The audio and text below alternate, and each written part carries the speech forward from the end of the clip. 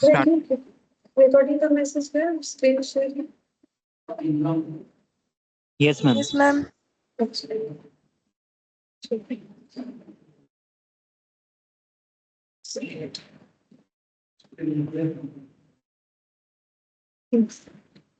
So देखो, हम लोगों ने लास्ट 11 तक किया था, ठीक है। अभी हम लोग 12 से स्टार्ट करेंगे। ये 12 वाला पॉइंट से स्टार्ट होगा। 12 वाला पॉइंट 11 पॉइंट से रिलेटेड था, तो एक बार पॉइंट याद दिला देते। देखो, वो तो दूसरे जगह लिखा हुआ है, जैम बोर्ड तो अभी खत्म हो गया है, मतलब इस पे नहीं लिख सकते। ये देखो यहाँ पर फॉरफीचर ऑफ शेयर्स, अगर हम लोग वो शेयर्स को फॉरफिट कर रहे हैं जो प्रीमियम में कभी इशू हुआ था, ठीक है, तो उसमें क्या रूल्स होता है, दो चीज फॉलो करना पड़ता है। अगर प्रीमियम रिसिप्ट हुआ था फॉरफिट होने के, जैसे मान लो अलॉटमेंट में प्रीमियम था, प्रीमियम रिसिप्ट हुआ था, तो हमें कुछ भी नहीं करना है ट्रीटमेंट।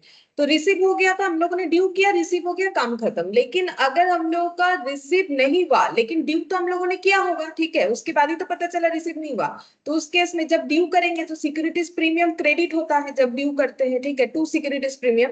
तो अगर नहीं मिला तो उसे डेबिट करके कैंसिल करना पड़ेगा, ठीक है, इस तरीके से। तो इसी पे हम लोग का देखो, मैंने ये होमवर्क दिया था तुम लोग को, क्वेश्चन नंबर 12 वो करना है हम लोग को, ठीक है। तो चलो पहले क्वेश्चन नंबर 12 कर लेते हैं, इलस्ट्रेशन 12, ठीक है। अच्छा, इसमें क्या बोला है, बोल रहा है X limited forfeited 5000 equity share of 100 is fully called up. तो कॉल्ड अप फुल्ली है, ठीक है। यहाँ पर बोला है which were issued at a premium of 20%, premium of 20% में इशू हुआ 100 का शेयर, मतलब टोटल इशू प्राइस कितना होगा। हाँ, ये देखो 100 पर वैल्यू प्लस 100 पे कितना, 20%।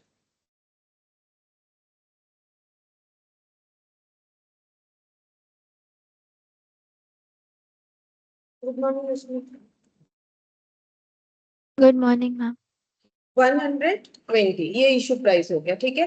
अच्छा, अब पेमेंट किस तरीके से है देखते हैं। पेमेंट हम लोग को बोला है पेबल कैसे है, एप्लीकेशन पे 20, अलॉटमेंट में 50, इंक्लूडिंग प्रीमियम, मतलब प्रीमियम अलॉटमेंट में है, ठीक है। तो लिखते हैं एप्लीकेशन में कितना बोला है 20, अलॉटमेंट में कितना बोला है 50, इंक्लूडिंग प्रीमियम। तो प्रीमियम कितना है और टूवर्ड्स कैपिटल कितना है, 20 और 30, ठीक है। ये कैपिटल और ये हम लोग का हो गया प्रीमियम, ठीक है। अच्छा, और फाइनल कॉल है शायद।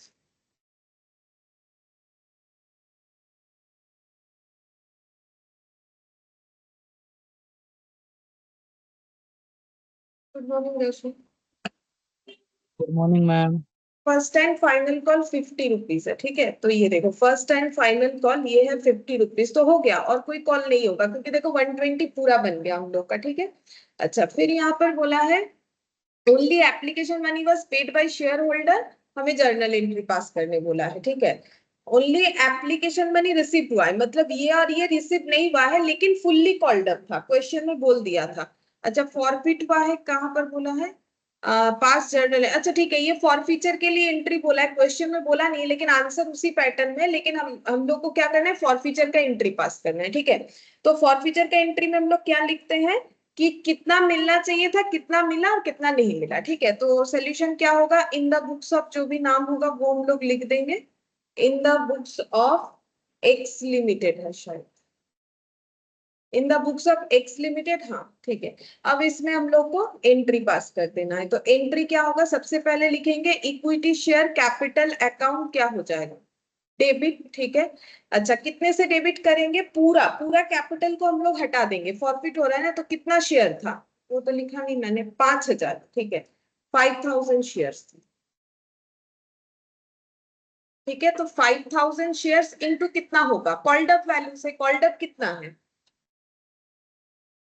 120, तो नहीं लेंगे ना हम लोग को, कैपिटल में हमेशा कौन सा वैल्यू लेना पड़ता है, सिर्फ 100 है ना, प्रीमियम वाला वैल्यू तो नहीं ले सकते। कैपिटल में ऑलवेज हमें जो है, ये देखो इसमें 100 प्लस 20 है ना, तो ये कैपिटल है, ये प्रीमियम है। जब भी इक्विटी शेयर कैपिटल का एंट्री होता है ओनली कैपिटल अमाउंट से होता है, तो यहाँ पर हो जाएगा 5 लाख।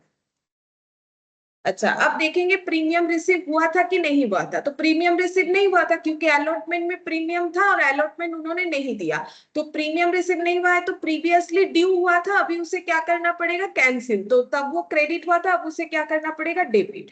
तो सिक्योरिटीज प्रीमियम अकाउंट हो जाएगा डेबिट। कितने से डेबिट होगा, 5000 शेयर्स पे कितना, 20 करके, तो कितना हो जाएगा, 1 लाख।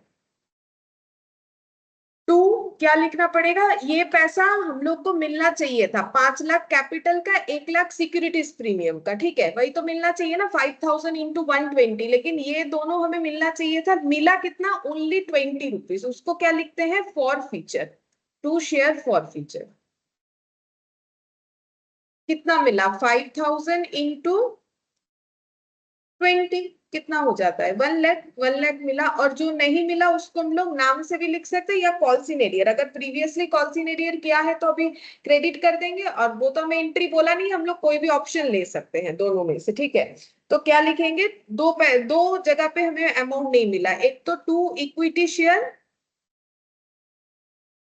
अलॉटमेंट, और एक क्या होगा, 2 इक्विटी शेयर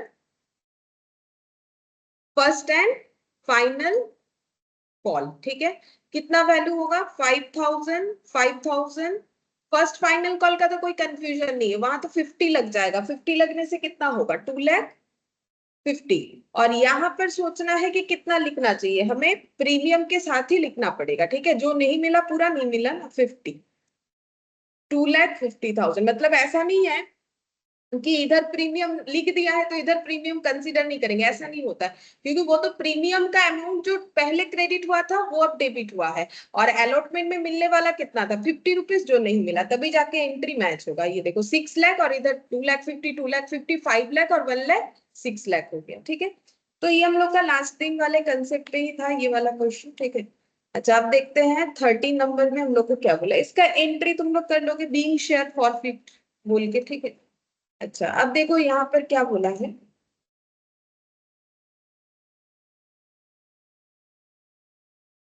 12। अच्छा, 12 वाले क्वेश्चन में ना स्टार्टिंग में ही बोला था कि फॉरफिट करना है, मैंने ध्यान नहीं दिया, फॉरफिट बोल दिया है।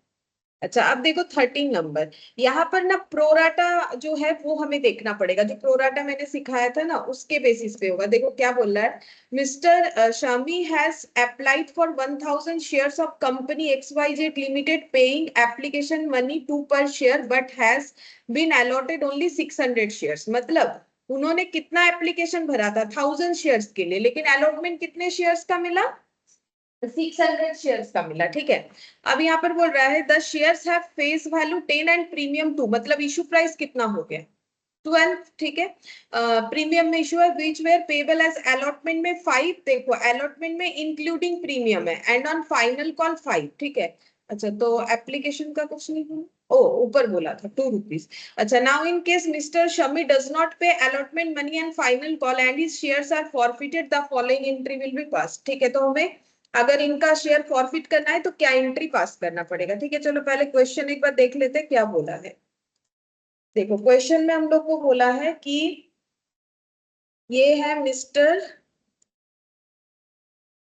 हम, ठीक है, इनके पास कितना शेयर है, इनके पास अलॉटमेंट कितना हुआ है उतना ही शेयर होल्ड कर सकते हैं, इनके पास कितना शेयर है, 600, लेकिन इन्होंने अप्लाइड कितना किया था, 1000, ठीक है। अच्छा, अब जो कंपनी का शेयर इन्होंने लिया था उनका इशू प्राइस प्रीमियम वाला है, कितना कितना, 10+2, ठीक है। तो 2 है प्रीमियम का, और 10 जो है वो टूवर्ड्स कैपिटल का है। अच्छा, अब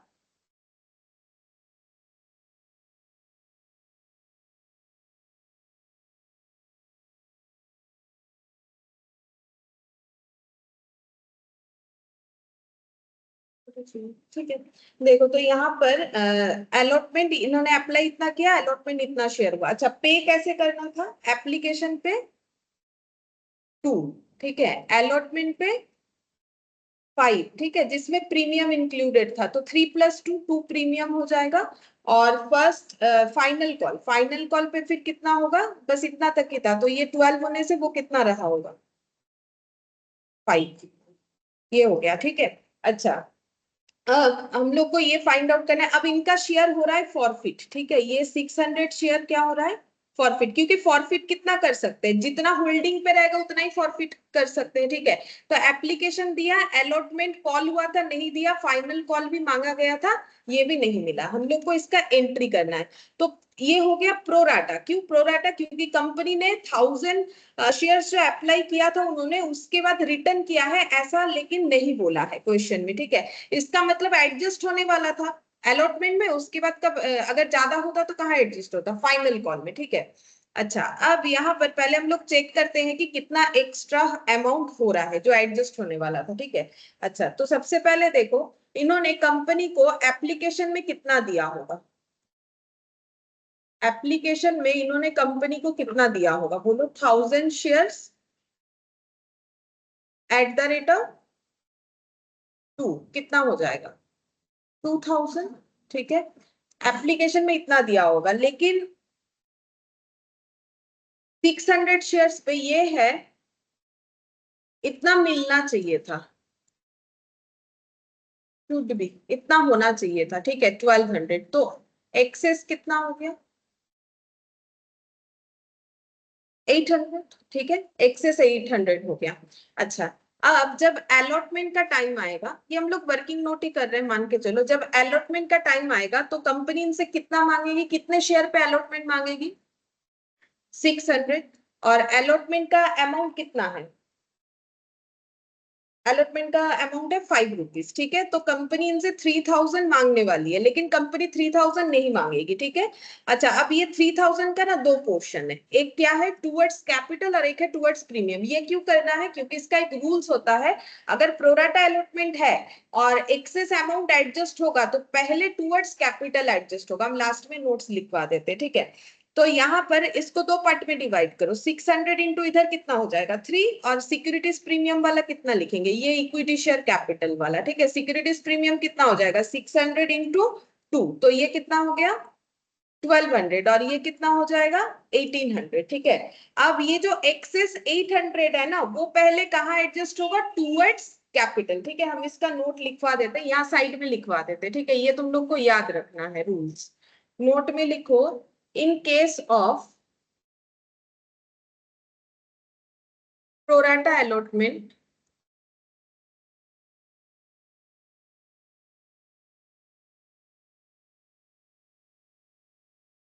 where shares are issued at premium,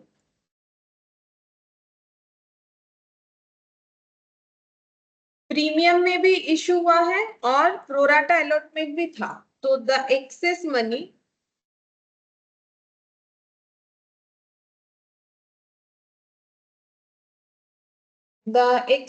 received on application, received on application, क्योंकि नॉर्मली एप्लीकेशन पे एक्सेस मिलता है, ठीक है। एक्सेस जो होता है, एडवांस का बात अलग है।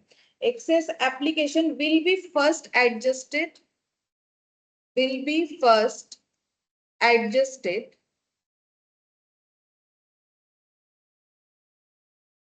to या towards लिख दो, towards capital and then to securities premium, ठीक है। ये रूल्स हम लोग को याद रखना पड़ेगा।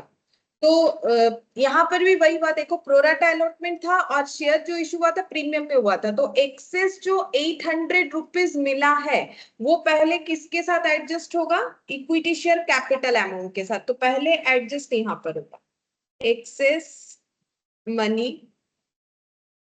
एडजस्ट 800, ठीक है।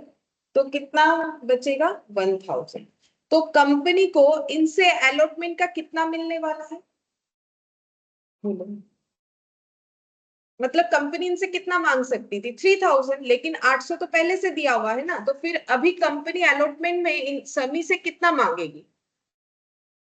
1000 और बोलो कितना मांगेगी?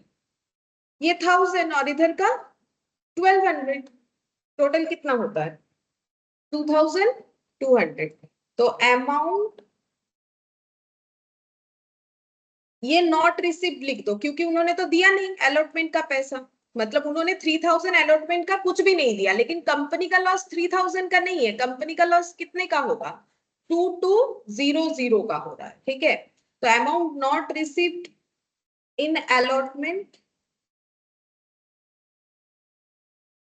1000 प्लस 1200, तो ये हो गया 2200, ठीक है। अब इतना हम लोग कैलकुलेट कर लेंगे तब ही सही एंट्री कर पाएंगे। तो यहाँ पर क्या सीखने को मिला, अगर प्रोराटा अलॉटमेंट हो रहा है तो प्रीमियम में अगर शेयर इशू है तो हमें उसको कैसे एडजस्ट करना है, तो पहले इसमें करना है, मतलब ऐसा नहीं कि 3000 माइनस 800 करोगे 2200 मिलेगा, उसमें भी मिलेगा, लेकिन लिखने के टाइम में प्रॉब्लम होगा, अभी एंट्री करने से समझ में आएगा कि एंट्री कैसे होगा, ठीक है। ये अलग से दिखाना, ये रूल्स फॉलो करना है, तो फिर एंट्री हमारा तभी सही बनेगा, अदरवाइज नहीं बनेगा। अब लिखने का कोशिश करो, एंट्री क्या लिखेंगे, सबसे पहले इक्विटी शेयर कैपिटल को डेबिट करेंगे, ठीक है। तो अब मेन सोल्यूशन में जाते हैं, लिखो equity share capital account debit, बोलो कितने से डेबिट होगा, उनका कितना सारा शेयर्स हम लोग फॉरफिट कर रहे हैं, 600 या 1000, 600, ठीक है। उनसे कैपिटल के टुवर्ड्स कितना मिलना चाहिए था, 10 रुपीज, ठीक है, जो कितना हो जाएगा 6000, ठीक है। अच्छा, क्या सिक्योरिटीज प्रीमियम मिला हमें, नहीं मिला, देखो सिक्योरिटीज प्रीमियम हमें नहीं मिला ना, 1200 पूरा ही हमें नहीं मिला, अगर पूरा 3000 माइनस कर देते 800 तो फिर कैसे पता चलता कि प्रीमियम का पैसा मिला कि नहीं मिला, क्योंकि ये रूल्स तो फॉलो करना पड़ेगा ना। तो यहाँ पर लिखो सिक्योरिटीज प्रीमियम अकाउंट डेबिट, कितना नहीं मिला, 600 शेयर्स पे 2 रुपीज करके 1200 नहीं मिला। अब देखो जैसे क्वेश्चन में अगर थोड़ा चेंजेस होता, जैसे कि एग्जांपल के तौर पे मान लो कि यहाँ पर ये एक्सेस अमाउंट जो है ये 800 के जगह सपोज करो कि ये होता मेरा 2000, ठीक है। तो पहले ये 1800 के साथ पूरा 1800 एडजस्ट हो जाता, कितना रिमेनिंग रहता 200, फिर 200 किसके साथ एडजस्ट होता, फिर सिक्योरिटीज प्रीमियम का जो नहीं मिलने वाला अमाउंट है वो फिर कितना होगा 1000, ठीक है। तो ये रूल्स फॉलो करेंगे तभी ना वो आइडेंटिफाई करेंगे, यहाँ पर उतना इंपैक्ट नहीं समझ में आ रहा है बिकॉज क्वेश्चन यहीं पर, लेकिन अगर ये 2000 होता तो ये पूरा एडजस्ट हो जाता, हम लोग सिक्योरिटीज प्रीमियम में सिर्फ और सिर्फ कितना दिखाते फिर 1000, ठीक है, उतना दिखाते जितना रिमेनिंग रहेगा, ठीक है। अब लिखो नेक्स्ट एंट्री को कंप्लीट करो, सिक्योरिटीज प्रीमियम अकाउंट डेबिट, फिर क्या होगा 2 शेयर फॉरफीचर, शेयर फॉरफीचर मतलब जितना पैसा हमें मिला, अब बोलो तो कितना पैसा हमें मिला है, टोटल रिसिप्ट कितना हुआ है कंपनी को इनसे, बोलो 2000, 1000 शेयर्स पे बस एप्लीकेशन ही तो दिया है, कितना रुपया दिया है 2000, तो जितना टोटल रिसिप्ट है वो पूरा लिखना पड़ेगा, ठीक है। ऐसा मत सोचो कि अलॉटमेंट तो 600, ये 600 से क्यों नहीं किया, क्योंकि उन्होंने अमाउंट तो 1000 पे दिया था ना, टोटल अमाउंट रिसिप्ट जो है वो शेयर फॉरफीचर पे जाएगा। अच्छा, क्या क्या नहीं मिला, अलॉटमेंट नहीं मिला, और क्या नहीं मिला, फाइनल कॉल, ठीक है। तो इक्विटी शेयर अलॉटमेंट वो ढूंढो कितना होगा, और 2 इक्विटी शेयर फाइनल कॉल वो भी देखो कितना होगा, जो अमाउंट नहीं मिला। तो वर्किंग नोट जो बनाए ना हम लोग वहां से देखना पड़ेगा, अलॉटमेंट का वर्किंग नोट देख के मुझे बताओ अलॉटमेंट में कितना पैसा मिलने वाला था 3000, कितना नहीं मिला, देखो मैंने लिख रखा है 2200, ठीक है। जैसे हम लोग नॉर्मली प्रीमियम 5 में मल्टीप्लाई करके 3000 लिख देते थे ना, लेकिन अभी 3000 नहीं लिखेंगे क्योंकि 800 एडजस्ट हो चुका है, तो थोड़ा सा कम अमाउंट हो जाएगा, तो अमाउंट हम लोग का हो गया 2200, और फाइनल कॉल में कितना मिलने वाला था 600 इंटू फाइनल कॉल कितने का था 5 था शायद, 5 था, तो फिर 5 नहीं मिला इंटू 5 तो कितना हो जाएगा 3000, ठीक है। तो देखो अब जो है टोटल दोनों साइड डेबिट क्रेडिट देखोगे तो मैच हो रहा है, ठीक है। ये छोटा छोटा क्वेश्चन से रूल्स हम लोग को याद रखना है कि क्या किस तरीके से रूल्स अप्लाई होगा, क्वेश्चन देखने में छोटा सा है लेकिन ये समझ में आ गया तो कहीं पर भी कुछ भी देगा तो उसका अप्लाई कर सकते हो। अच्छा, अब नेक्स्ट वाले क्वेश्चन पे चलते हैं, illustration 14।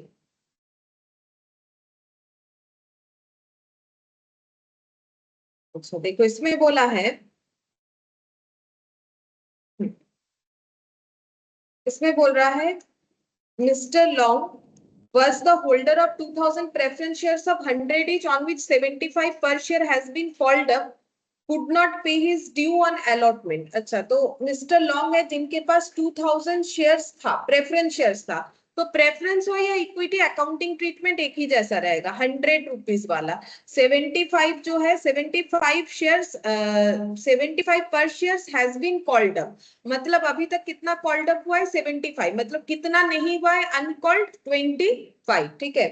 could not pay his due on allotment and first call each 25 per share। अच्छा, बोल रहा है कि इन्होंने अपना अलॉटमेंट और फर्स्ट कॉल का पैसा नहीं दिया, जो कि दोनों ही 25 करके था, ठीक है। तो फिर एप्लीकेशन कितना रहा होगा, क्योंकि सबसे पहले तो एप्लीकेशन होगा। टोटल कंपनी ने 75 कॉल किया है, जिसमें से 25 अलॉटमेंट और 25 फर्स्ट कॉल, ये मैं बता दिया है।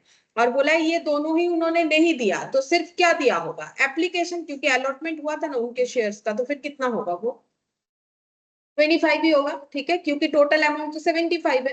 फिर बोल रहा है the director forfeited the above shares and reissued 1500 of such shares to mister Short at 65 per share and paid up 65 per share, paid up 75 पर शेयर। बताते हैं, पहले ये डिटेल्स लिख लेते हैं कि मिस्टर लॉन्ग का डिटेल्स क्या है, फिर जो रीइश्यू हुआ है वो भी बताते हैं। पहले ये लिख लेते हैं, देखो ये मिस्टर लॉन्ग है, ठीक है। इनके पास कितना शेयर्स था 2000, ठीक है। और शेयर कितने का था, eight the rate of 100 each का था, लेकिन कंपनी ने पूरा कॉल किया ही नहीं था, कॉल्ड अप वैल्यू था 75, ठीक है। अच्छा, अब इनको क्या पे करना था, इनको एप्लीकेशन का अमाउंट पे करना था, अलॉटमेंट का पे करना था, और फर्स्ट कॉल का पे करना था। अच्छा, अब एप्लीकेशन का कितना हम लोगों ने फाइंड आउट किया, देखो टोटल तो 75 है, जिसमें से अलॉटमेंट और फर्स्ट कॉल हम लोग को बता दिया गया है 25, तो एप्लीकेशन हम लोग बैलेंसिंग फिगर करेंगे तो हमें मिल जाएगा 25। अब इन्होंने पे क्या किया है, एप्लीकेशन दे दिया है, ये नीचे का दो नहीं दिया, ठीक है। देखो एप्लीकेशन भर दिया, बट ये दोनों अमाउंट इन्होंने नहीं दिया, जबकि कंपनी का कॉल्ड अप था। अब इनके शेयर्स होने वाले हैं कैंसिल, अब ये शेयर हो जाएगा कैंसिल, ठीक है। कैंसिल करके ये शेयर कैंसिल होगा, मतलब हम लोग को क्या करना पड़ेगा, फॉर फीचर का एंट्री देना पड़ेगा। फॉर फीचर का एंट्री लगेगा, जब भी हमें क्वेश्चन बोल रहा है कि कैंसिल हो गया, मतलब फॉर फीचर का एंट्री लगेगा। और इसके बाद ये शेयर्स फिर से क्या हो रहा है, री इशू, ठीक है, री इशू किया जा रहा है मिस्टर शॉर्ट। लेकिन क्या पूरा शेयर री इशू हो रहा है, शायद नहीं। देखो कितना शेयर री इशू हो रहा है 1500, ठीक है। इसमें से कितना शेयर री इशू हुआ है, सिर्फ और सिर्फ 1500, मतलब 500 इन्होंने रीइश्यू नहीं किया है कंपनी ने। अच्छा, अब रीइश्यू हुआ है, इसके बाद क्या बोला, रीइश्यू का मतलब होता है दोबारा से इश्यू कर देना, ठीक है। अब बोल रहा है कि कितना करके किया है, एट 65 पर शेयर, तो वैल्यू कितना करके किया है, eight the rate of 65 per share. और एक चीज इसमें बोला है पेड अप एज 75, मतलब प्रीवियसली वो कितना पेड अप वैल्यू पे था, 75 में था, ठीक है। तो ये बोल रहा है पेड अप का मतलब पहले इसका जो वैल्यू था, paid up at the rate of 75, ठीक है। तो हम लोग को यहाँ पर दो एंट्री करना पड़ेगा, एक तो फॉर फीचर का एंट्री करेंगे, एक री इशू का एंट्री करेंगे। तो फॉर फीचर का एंट्री करो,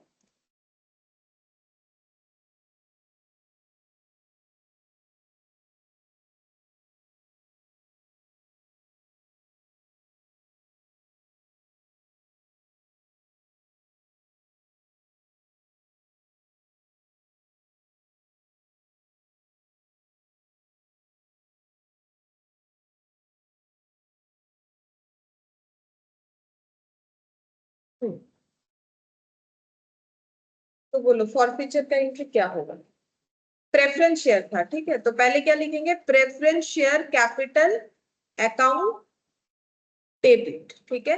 अच्छा, तो कितना सारा शेयर्स था बोलो, तो जो फॉरफिट हो रहा है वो नंबर ऑफ शेयर्स है 2000, तो हम लोग का फॉरफीचर का एंट्री 2000 नंबर ऑफ शेयर से होगा।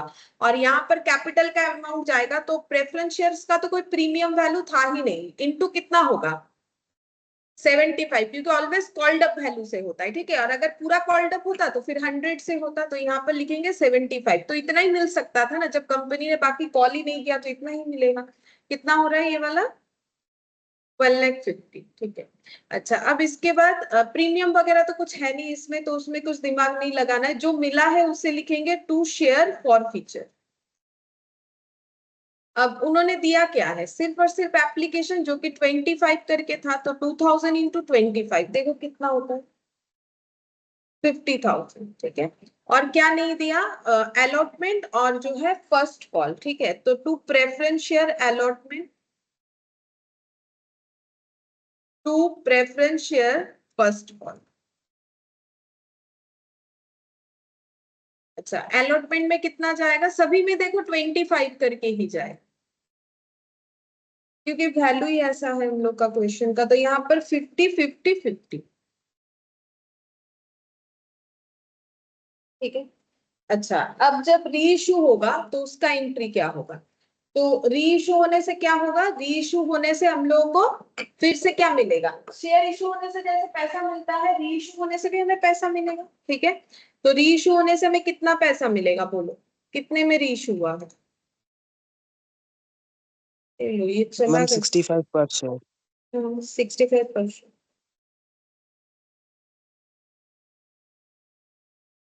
इरेज कर दिया, ठीक है। तुम लोग लिखो, फिर से एक बार लिखते हैं, आदत नहीं है इसमें लिखने का, इरेज होता है। Preference share capital account debit 2000 into 75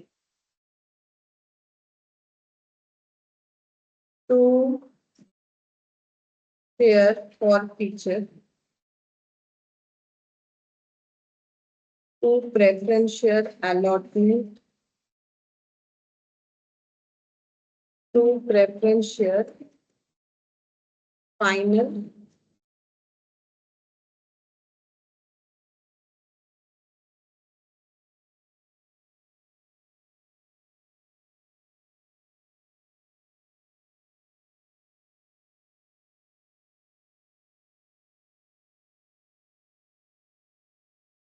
अच्छा, री इशू करने से क्या होगा, फिर से पैसा मिलेगा, पैसा मिलने से क्या एंट्री होगा, बैंक अकाउंट डेबिट, देखो बैंक अकाउंट डेबिट, ठीक है। अच्छा, कितना पैसा मिलेगा, जितना शेयर री इशू हो रहा है इनटू री इशू का रेट, ठीक है। कितना शेयर री इशू हो रहा है, 1500, और कितना करके हो रहा है, 65, तो 1500 इंटू 65 देख लो कितना हो रहा है, 97,500। अच्छा, अब री इशू करके हमें हमेशा चेक करना होता है कि लॉस है कि प्रॉफिट है। जैसे देखो, नॉर्मली शेयर इशू का एंट्री क्या होगा, बैंक टू शेयर कैपिटल, तो हम लोग लिखेंगे बैंक टू, एक लाइन जगह छोड़ के लिख दो प्रेफरेंस शेयर कैपिटल, क्योंकि ये प्रेफरेंस शेयर था।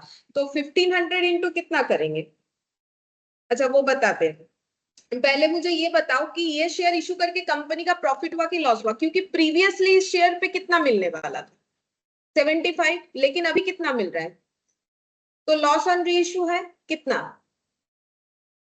10, ठीक है। 10 रुपीज। हाँ, लॉस ऑन री इशू पर शेयर, ये देखो लॉस ऑन री इशू हो जाएगा 75 माइनस 65, कितना हो जाएगा, 10 रुपीज करके, ठीक है। तो लॉस को हम लोग क्या लिखेंगे, क्योंकि शेयर फॉरफीचर का मतलब था कि कैंसिल करने पे जो कंपनी को मिला वो कंपनी नहीं दे रहा है वापस, ठीक है। तो ये कंपनी का गेन है। तो अभी ये फॉरफिटेड शेयर को री इशू करने पे अगर लॉस होता है तो एंट्री शेयर फॉरफीचर डेबिट बोल के लिखना पड़ेगा। तो यहाँ पर लिखो share forfeiture debit, share forfeiture account debit. तो बोलो एक एक शेयर पे 10 रुपए का लॉस, ऐसे कितने सारे शेयर्स जो कि हम लोग री इशू कर रहे हैं, 1500, तो टोटल कितना हो जाएगा, 15,000। और प्रेफरेंस शेयर कैपिटल हम लोग क्रेडिट कितने से करेंगे, 75 से करेंगे, क्योंकि ये शेयर एक्चुअली कितने का पेड अप था, 75 का था, ठीक है। तो यहाँ पर पेड अप वैल्यू से होगा, तो मल्टीप्लाई करने से कितना आता है देखो, ये दोनों का एडिशन जितना शायद 1,12,000, ठीक है। तो जब रीइशू होता है तो एंट्री क्या होगा, रीइशू होने से देखो पहला बात तो कैश आएगा, मतलब बैंक डेबिट होगा, बैंक टू शेयर कैपिटल। अब प्रेफरेंस हुआ तो प्रेफरेंस लिखेंगे, इक्विटी हुआ तो इक्विटी लिखेंगे, और यहाँ पर कौन से वैल्यू से होगा, पेड अप वैल्यू से, ठीक है। और यहाँ पर शेयर फॉरफीचर, अगर लॉस है तो शेयर फॉरफीचर डेबिट होगा, अगर नहीं है तो फिर ये वाला नहीं होगा। जरूरी नहीं कि ये हमेशा होगा, ठीक है। अगर मेरा लॉस नहीं है तो ये नहीं आएगा। अगर मान लो लॉस की जगह प्रीमियम में इशू होता तो टू क्या लिख देते हैं, सिक्योरिटीज प्रीमियम, ये भी क्वेश्चन आ जाएगा, ठीक है, ये वाला क्वेश्चन भी हमें मिलेगा। अच्छा, अब यहाँ पर हमें एक चीज देखना है, देखो हम लोग का शेयर फॉरफीचर में प्रॉफिट कितना है, 50,000, और शेयर फॉरफीचर में लॉस कितना है, 15,000। तो जैसे बिजनेस में हम लोग ये नहीं बोल सकते ना मेरा प्रॉफिट भी है लॉस भी है, तो सेम एंट्री में प्रॉफिट भी है लॉस भी है, ये नहीं बोल सकते, हम लोग को नेट करना पड़ेगा। लेकिन ये दोनों को हम लोग डायरेक्ट नेट नहीं कर सकते, क्योंकि ये कितने शेयर्स पे है, लेकिन ये कितने पे है, 1500। तो फिर डायरेक्ट कैसे करेंगे, तो हमें पर वैल्यू के अकॉर्डिंग करना पड़ेगा, ठीक है। तो एक एक शेयर पे कितना प्रॉफिट रह रहा है या लॉस रह रहा है, देखो प्रॉफिट कितना है पर शेयर पे, जो फॉरफिट हुआ था 25, और लॉस कितना है पर शेयर पे 10। तो नेट क्या है, प्रॉफिट या लॉस, प्रॉफिट कितना 15, तो नेट कितना है, प्रॉफिट है, ठीक है। तो इस प्रॉफिट को, नेट प्रॉफिट को हम लोग ट्रांसफर करेंगे कैपिटल रिजर्व में। तो 15 पर शेयर पे प्रॉफिट इनटू कितने शेयर से होगा, 2000 से होना चाहिए या 1500 से होना चाहिए, मतलब नंबर ऑफ शेयर्स फॉरफिटेड से होना चाहिए या नंबर ऑफ शेयर्स री इशू से होना चाहिए। मैम री इशू से, री इशू से होना चाहिए, सही है। देखो री इशू से ही होगा ना, क्योंकि हम लोग जब देख रहे हैं कि मेरा कितना सारा शेयर्स, क्योंकि मुझे प्रॉफिट या लॉस कैसे एडजस्ट करना है, 1500 शेयर्स पे करना है ना। अगर इसके साथ ये हो जाता तो हम लोग डायरेक्टली नहीं कर देते, क्योंकि मुझे ये देखना है कि 1500 शेयर्स री इशू हुआ तो 1500 पे कितना प्रॉफिट था और 1500 पे कितना लॉस हुआ, तभी दोनों को नेट करेंगे। तो 1500 इंटू 15 कितना हो जाएगा, 15 कितना 225 होता है शायद, 22500, ठीक है, मतलब 22,500। तो ये हम लोग का क्या हो जाएगा, कैपिटल रिजर्व। हम नोट लिखवा देते हैं, ठीक है, ये जस्ट मैंने समझाया। अच्छा, अब हम लोग क्या करेंगे, तो रीइशू में हमें क्या करना है, रीइशू होगा तो एंट्री तो बताया मैंने, इसके बाद रीइशू होने के बाद शेयर फॉरफीचर को नेट कर देना है कि नेट प्रॉफिट है कि लॉस। तो अगर प्रॉफिट है तो वो कैपिटल रिजर्व में ट्रांसफर हो जाएगा, ठीक है। तो लिखो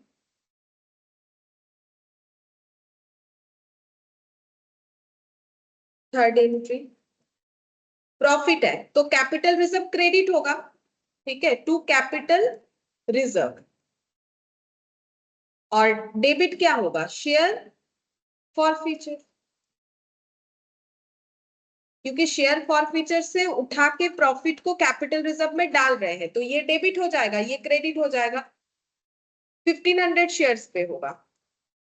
और यहाँ पर लिखना पड़ेगा 15। अब ये 15 कैसे आया हम वो लिखवा देते हैं, वैसे भी एग्जाम में लिखना पड़ेगा कि कैसे आया, 22,500, 22,500। अब हम वर्किंग नोट करवा देते हैं, देखो कैसे करके होगा।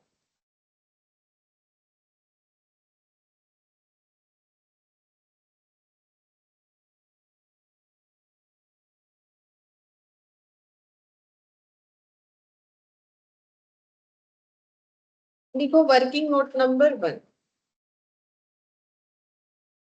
वर्किंग नोट नंबर 1, ठीक है। तो लिखो गेन ऑन पर शेयर ड्यूरिंग फॉरफीचर। वो तो हमें क्वेश्चन में देखो हम लोगों ने मिल गया है, हम लोग को कितना है गेन, कितना है पर शेयर पे, शेयर फॉरफीचर में कितना गेन है 25, ठीक है। ये देखो डायरेक्टली 25 भी लिख सकते हो या फिर ऐसे डिवाइड करके भी देख सकते हो। टोटल गेन कितना है 50,000 डिवाइडेड बाई कितने सारे शेयर्स पे है, देखो कितने सारे शेयर्स पे 2000, ठीक है। 25 से 2000 मल्टीप्लाई करके ही तो ये आया ना, तो गेन ऑन पर शेयर हो गया है। अच्छा, और loss on reissue for 1 share या पर शेयर जो भी लिखो कितना है 75 माइनस कितना था 65, हाँ 10 था, ठीक है। तो हम लोग का सरप्लस हो रहा है, ठीक है, नेट गेन या सरप्लस जो भी बोलो, सरप्लस पर शेयर कितना बच रहा है 15, ठीक है। अच्छा, अब यहाँ पर हम लोग लिखेंगे कि टोटल सरप्लस ऑन री इशू, एक शेयर पे 15 और कितना शेयर री इशू हो रहा है 1500, तो कितना हो जाएगा 22,500, ठीक है।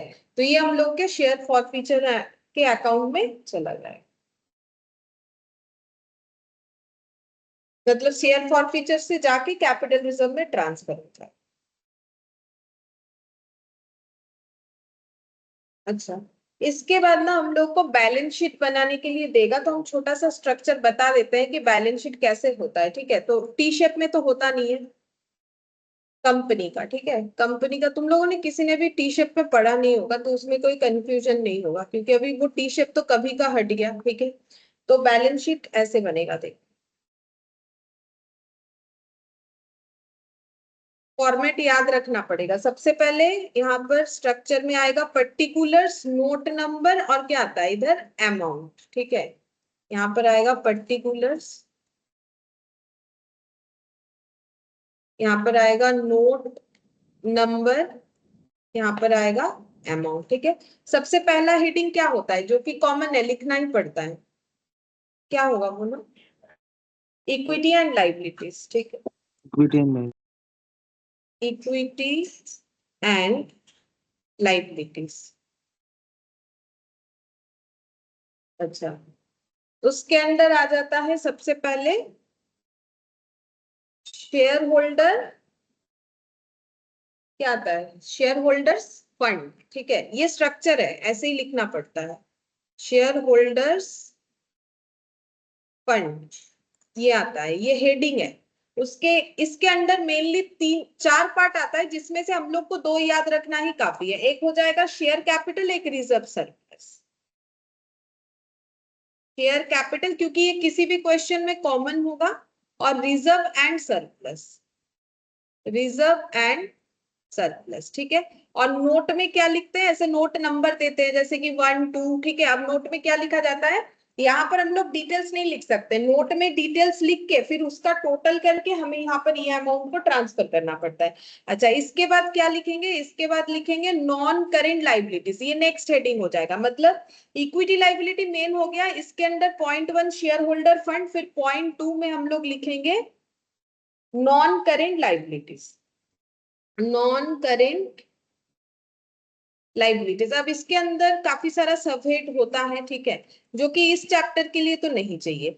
और थर्ड नंबर पे लिख देते हैं करेंट लाइबिलिटीज, करेंट लाइबिलिटीज, ठीक है। इसमें भी नोट होगा तो नोट लिखेंगे, थर्ड फोर ऐसे करके। और इसके बाद टोटल हो जाएगा, टोटल हो जाएगा, ठीक है। टोटल यहाँ पर ये चैप्टर में ना इतना पता करना काफी है, इसके अंदर का सबहेड वगैरह हमें जरूरत नहीं है अभी। अच्छा, अब इसके जस्ट नीचे ही एसेट आएगा, तो मेरा नहीं, यहाँ जगह नहीं है, स्क्रॉल नहीं हो रहा है, तो जो भी हो, तो मुझे ये साइड में लिखना है या फिर इसके बाद लिखना है, तुम लोग जस्ट इसके नीचे लिखोगे, ठीक है। इसके जस्ट नीचे लिखोगे एसेट बोल के, तो हम यहाँ पर ही लिख के दिखा दें ताकि तुम लोग को भी समझ में आए। इसके जस्ट नीचे लिखना है, ये देखो जैसे ये लिखा है ना, इक्विटी लाइबिलिटी .1 दिया है, तो .2 देके देखो हम सेम कलर से लिख रहे हैं, तो ये हेड है एसेट, ठीक है। एसेट के अंदर दो पॉइंट आएगा, पहला क्या आएगा नॉन करेंट एसेट, और क्या आता है नॉन करेंट एसेट के अंदर क्या आ सकता है, इसमें एक दो पॉइंट पूछ सकता है, जैसे एक आ जाएगा हम लोग का पीपीई, पीपीई का मतलब होता है प्रॉपर्टी प्लांट इक्विपमेंट, यानी कि फिक्स्ड एसेट, ठीक है। आजकल इसको पीपीई बोलते हैं, फिक्स्ड एसेट कम बोलते हैं। और क्या आ सकता है, इन्वेस्टमेंट आ सकता है, दो पॉइंट ही लिखा मैंने, ठीक है, इससे ज्यादा यहाँ पर नहीं चाहिएगा। और उसके अलावा लिख देते हैं करेंट एसेट, करेंट एसेट्स। अच्छा, इसमें जैसे कि यहाँ पर क्या आ सकता है कॉमन चीज, कैश एंड कैश इक्विवेलेंट, क्योंकि शेयर इशू होगा तो कैश आएगा, कैश एंड कैश इक्विवेलेंट, ठीक है। फिर नेक्स्ट हो जाएगा हम लोग का टोटल, ठीक है। तो यहाँ नोट नंबर जैसे है और इधर हो जाएगा अमाउंट, यहाँ पर टोटल हो जाएगा। ठीक है, ये नोट नंबर ऐसे बन जाएगा, तो ये इस तरीके से बनेगा। अच्छा, अब शेयर कैपिटल में हमें क्या क्या लिखना पड़ सकता है उसका हम एक डिटेल्स लिखवा देते हैं। जैसे देखो मैंने यहाँ पर लिखा है ना शेयर कैपिटल नोट नंबर 1, तो शेयर कैपिटल में इस चैप्टर में हमें क्या क्या लिखने को दे सकता है, तो ये लिख लो नोट्स टू अकाउंट्स। इसको एक्चुअली नोट को बोलते हैं नोट्स टू अकाउंट्स, वहां लिखोगे नोट नंबर, और जब उसका वर्किंग बनाओगे ना, ये वर्किंग नहीं है, ये मेन जो है सोल्यूशन का ही पार्ट होता है। ठीक है, नोट्स टू अकाउंट्स बोलते हैं। सबसे पहले आ जाता है शेयर कैपिटल, शेयर कैपिटल। ठीक है, अच्छा इसमें हमें क्या क्या लिखना पड़ सकता है, देखो अगर क्वेश्चन में है तो ऑथराइज्ड कैपिटल,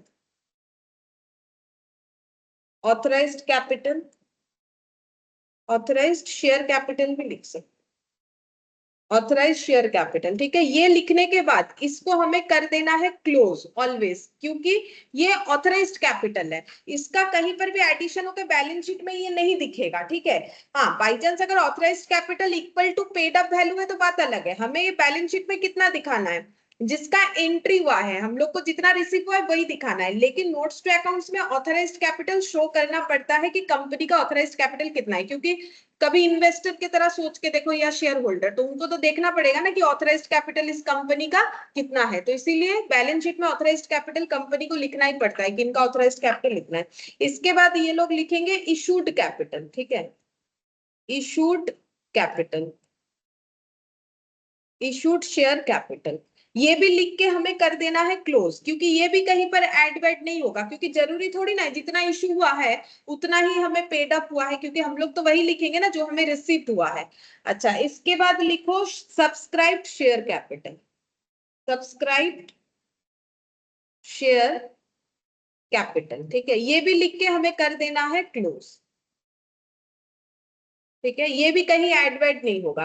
ऐड क्या होगा, called up and paid up. Actually paid up capital जो बैंक अकाउंट डेबिट हुआ है वो कौन सा अमाउंट होता है, पेड अप, जो लोगों से मिला है वही अमाउंट हमें बैलेंस शीट में दिखाना पड़ेगा। ठीक है, अच्छा तो इसके बाद इसके नीचे लिखो called up and paid up share capital, called up and paid up share capital, just उसके नीचे नीचे लिखो। ठीक है, मुझे तो पेज चेंज करना पड़ा, called up and paid up share capital.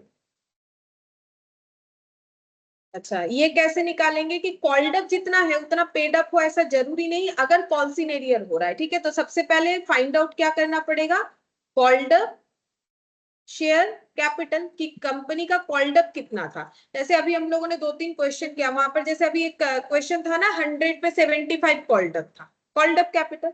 अब कॉल एरियर अगर है तो उसे क्या करेंगे, लेस, कॉल्सिन एरियर अगर है तो उसे क्या करना पड़ेगा, लेस। कॉल्ड अप मेरा था 75, मान लो कि उसमें मुझे सिर्फ 25 ही मिला, तो कितना नहीं मिला, 50 नहीं मिला, तो कॉल्सिन एरियर लेस हो जाएगा। और ऐड कर देंगे for feature of shares, for feature of shares. अभी लिख लो, क्वेश्चन करोगे ना तो और भी क्लियरली समझ में आ जाएगा। फॉर फीचर ऑफ शेयर्स ये ऐड हो जाएगा। ऐड होने के बाद ये अमाउंट हम लोग शो करेंगे बैलेंस शीट में, ये बैलेंस शीट में जाएगा, ये जो अमाउंट है ना ये बैलेंस शीट में जाएगा। अच्छा, अब ये जो कॉल्सिनेरियर है इसके ऊपर एक नोट्स लिखवाते हैं, देखो ये लिख लो, लिखो स्टार देके इसके नीचे। लेकिन जब एग्जाम में बैलेंस शीट बनाओगे तो ये नोट्स नहीं लिखना है, ये अपने समझने के लिए लिखना है। ठीक है, कॉल्सिन arrear is deducted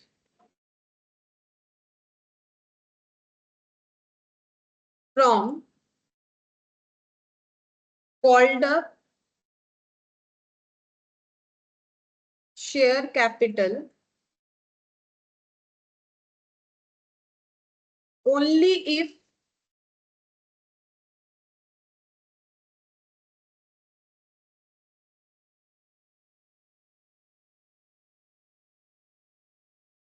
if shareholders defaulted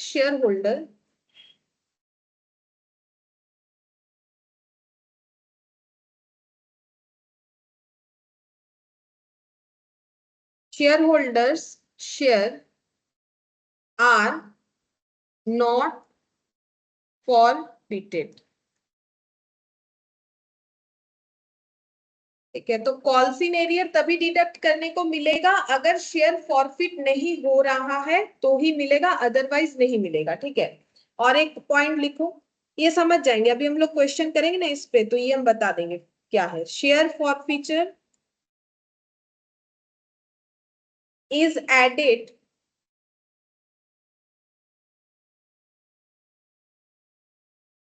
to called up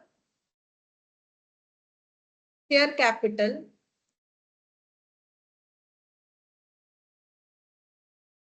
only if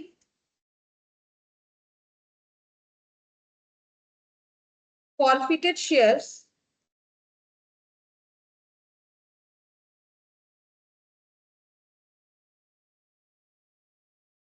were not reissued।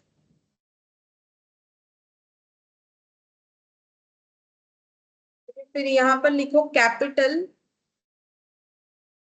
कैसे फाइंड आउट होगा, ओरिजिनल इशू जितना हम लोगों ने इशू किया था माइनस फॉरफिट ऑफ शेयर्स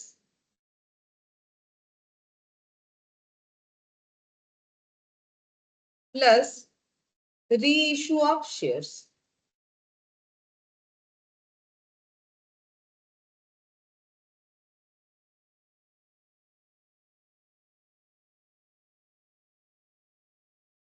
ठीक है, ये सिर्फ अपने समझने के लिए, जो नीचे मैंने नोट्स लिखवाया ये सिर्फ अपने समझने के लिए, और ये जो ऊपर था, ये जो पॉइंट्स था ये हमें लिखना पड़ेगा। अच्छा, और यहाँ पर नोट नंबर 2 रिजर्व सरप्लस का बना लो, जो कि छोटा सा बनेगा। Note number 2 reserve and surplus, reserve and surplus. तो इसमें क्या आ सकता है रिजर्व सरप्लस में, तो नॉर्मली इस चैप्टर में हमारा ज्यादा कुछ नहीं आएगा। एक सिक्योरिटीज प्रीमियम आ सकता है, फॉरफिट होने पे कैपिटल रिजर्व आ सकता है। ठीक है, बाकी कुछ आएगा तो देख लेंगे, लेकिन रिजर्व में यही दो इस चैप्टर में आएगा, एक होगा सिक्योरिटीज प्रीमियम और एक हो जाएगा कैपिटल रिजर्व।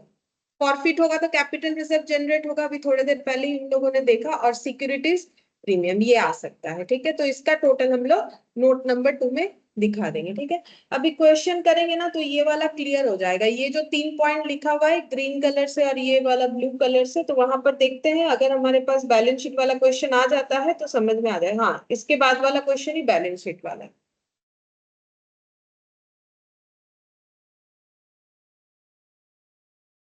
ठीक है, इसके बाद हम लोग कौन सा वाला करेंगे, 14 वाला किया था ना लास्ट, 15 वाला करेंगे। ठीक है, तो question number 15,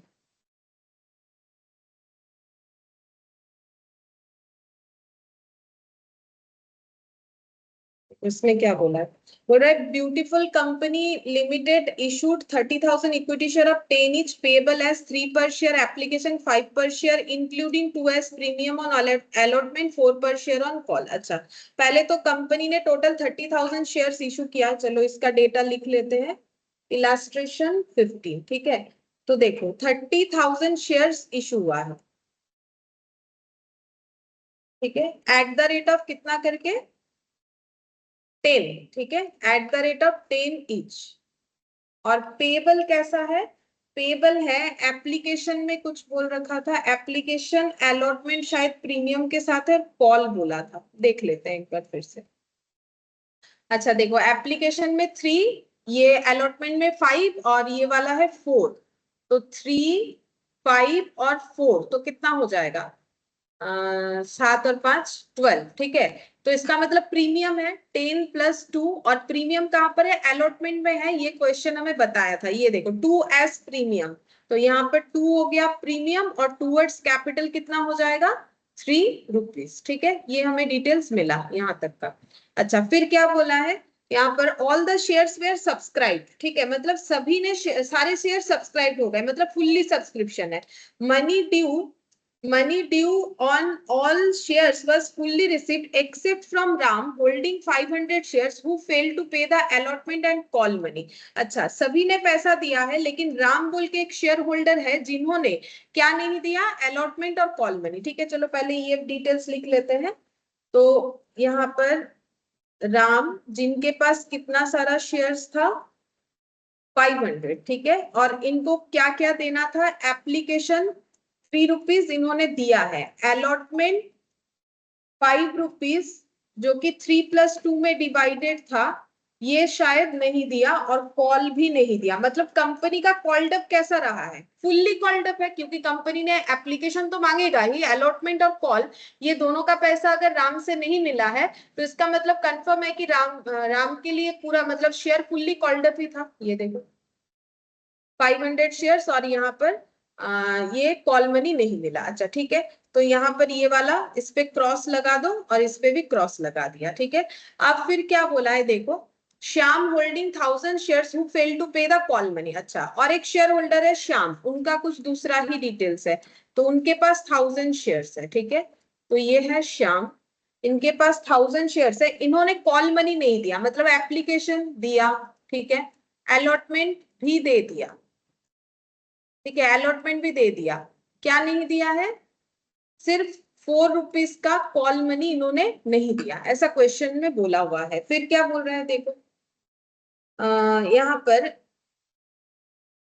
who failed to pay the call money। अच्छा, all those 1500 shares were forfeited। अच्छा, 1500 शेयर्स कंपनी ने फॉरफिट कर दिया, मतलब राम का 500 और श्याम का 1000, टोटल 1500 शेयर्स क्या हो गया, फॉरफिट, कंपनी ने फॉरफिट कर दिया, मतलब हमें फॉरफिट का एंट्री पास करना पड़ेगा। अच्छा, फिर इसके बाद देखते हैं यहाँ पर क्या बोला है,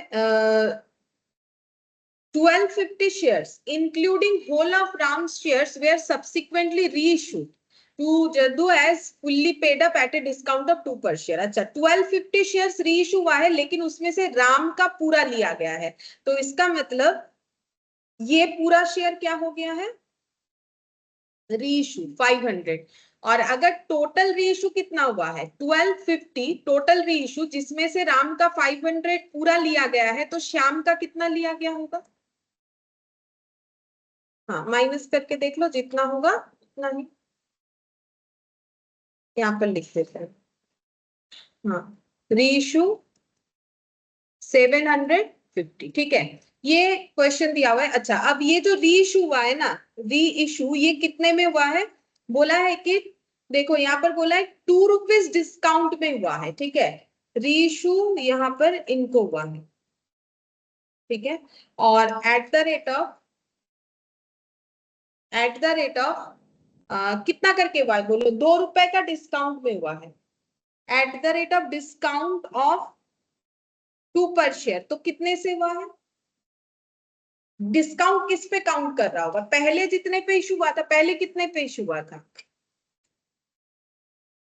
10 रुपए, ठीक है, मतलब प्रीमियम लेके 12 रुपीज। अब अगर 2 रुपए का डिस्काउंट है तो डिस्काउंट किस पे कैलकुलेट होता है, हमेशा पर वैल्यू पे ही होता है ना, तो फिर कितना में रीइश्यू हुआ हो, 8, ठीक है, तो रीइश्यू हुआ है 10 - 2 यानी कि 8 पर शेयर। पूरा क्वेश्चन हम लोगों ने यहाँ पर समझ लिया कि क्वेश्चन में क्या बोला है। अच्छा, अब हम लोग को एंट्री क्या करने बोला है, pass the necessary entries in the journal of the company to record the forfeiture. अच्छा, सिर्फ फॉरफिट का एंट्री एंड रीइश्यू का entry, also prepare balance sheet of the company. अच्छा, हम लोग को फॉरफीचर और रीइश्यू का एंट्री करना है और कंपनी का बैलेंस शीट बना के देना है, ठीक है। चलो, तो सबसे पहले लिखो इन द बुक्स ऑफ, जो भी कंपनी का नाम था, क्या ब्यूटीफुल कंपनी लिमिटेड ऐसा कुछ था, अगर लिख रहे हो तो लिखो in the books of beautiful company limited.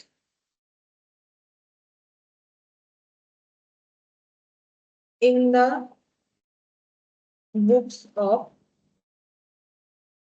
Beautiful company limited, ठीक है। सबसे पहले फॉरफीचर का एंट्री बोलो, फॉरफीचर का एंट्री क्या होगा, इक्विटी शेयर कैपिटल अकाउंट क्या हो जाएगा, डेबिट, ठीक है। अच्छा, कितना शेयर फॉरफिट हो रहा है, तो अगर ड्रॉ किए हो मेरे तरह तो देखो यहाँ तुम लोग को टोटल दिखेगा कितना शेयर फॉरफिट हो रहा है, 1500, ठीक है, तो हम लोग 1500 से यहाँ पर एंट्री करेंगे, तो 1500 तो नंबर ऑफ शेयर्स, वैल्यू कितना लगाएंगे टुवर्ड्स कैपिटल, जितना मिलना चाहिए था, कॉल्ड अप वैल्यू कैपिटल का देखना है, तो कैपिटल कितना है 10, और कॉल्ड अप तो पूरा ही था क्योंकि बोला एप्लीकेशन दिया है, अलॉटमेंट कॉल नहीं दिया, तो फुल्ली कॉल्ड अप था, तो कितना हो जाएगा 10, ठीक है, क्योंकि कैपिटल का वैल्यू हमेशा 10 से जाता है, तो यहाँ पर कितना हो जाएगा 15,000। अच्छा, अब प्रीमियम का कुछ है? हाँ है। अब प्रीमियम देखना है कि मिला कि नहीं मिला। अब यहाँ पर 2 पॉइंट निकल के आता है, तो राम ने प्रीमियम नहीं भरा और श्याम ने प्रीमियम भरा। ठीक है, अब दिमाग लगाओ कि मुझे कैसे एंट्री करना चाहिए। एक ने प्रीमियम दिया, दूसरे ने नहीं दिया, तो जिसने दिया उसका क्या ट्रीटमेंट होता है?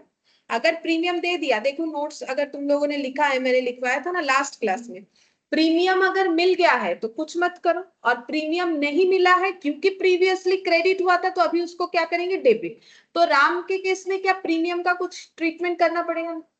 नहीं, राम वाले केस में ही तो करना पड़ेगा, उनसे नहीं मिला। श्याम वाले केस में नहीं करना पड़ेगा। ठीक है, तो अब सिक्योरिटीज प्रीमियम फिर डेबिट होगा, कितने से होगा बताओ तुम लोग? 500 इंटू 2, सिक्योरिटीज प्रीमियम डेबिट। ये 500 इसीलिए ले रहा है क्योंकि 500 जिनका शेयर था यानी राम का, उनका ही 2 रुपीज करके हमें नहीं मिला जो पहले क्रेडिट हुआ था 1000। और एक जिनका क्यों नहीं किया? क्योंकि उन्होंने अलॉटमेंट दिया तो उनका प्रीमियम रिसीव हुआ। अगर प्रीमियम रिसीव हुआ है तो उसको कुछ ट्रीटमेंट हमें नहीं करना है। अब लिखेंगे जितना पैसा मिला तो 2 शेयर फॉर फीचर। ठीक है, अब बताओ कितना शेयर, किस शेयर बोल रहे, कितना पैसा मिला है? तो एप्लीकेशन तो दोनों से ही मिल गया है, और जो श्याम है उनसे हमें अलॉटमेंट में मिला है। तो शेयर फॉर फीचर में कितना लिखेंगे? राम के लिए कितना लिखेंगे? 500 इंटू 3। ठीक है, हम इसका ना वर्किंग नोट बना देते हैं तब तुम लोग को अच्छे से समझ में आ जाएगा। ये साइड में बना दे, ये देखो यहाँ पर वर्किंग नोट नंबर 1 यहाँ दिखेगा। ठीक है, तुम लोग अपने हिसाब से कर लो। तो राम से कितना मिला बोलो? सिर्फ एप्लीकेशन कितना? 500 इंटू 3 कितना हो जाएगा? 1500। और श्याम से कितना मिला? श्याम से मिला है, श्याम का कितना शेयर था? 1000। एप्लीकेशन का 3 रुपीज मिला, कितना? 3000। और अलॉटमेंट मिला है कितना? यहाँ पर प्रीमियम अगर रिसीव हो गया है तो प्रीमियम का ट्रीटमेंट नहीं करना है, तो फिर प्रीमियम छोड़ के हमें करना पड़ेगा। ये बात का ध्यान रखना है। इसके पहले वाले क्वेश्चन में हम लोगों ने प्रीमियम क्यों लिया था? क्योंकि उन्होंने प्रीमियम नहीं दिया था। ठीक है, नहीं देने से प्रीमियम यहाँ काउंट होगा। अगर प्रीमियम मिला है तो हर जगह पे प्रीमियम के बिना एंट्री करना पड़ेगा। ठीक है, तो हम लोग क्योंकि कंबाइनली कर रहे हैं, राम और श्याम का अलग अलग नहीं कर रहे, तो ये यहाँ पर फिर कितना आ जाएगा? 3। तो कितना हो जाएगा? 3000। ये एप्लीकेशन, ये वाला, ये एप्लीकेशन, ये 1500, ये एप्लीकेशन, ये अलॉटमेंट, कितना हो रहा है?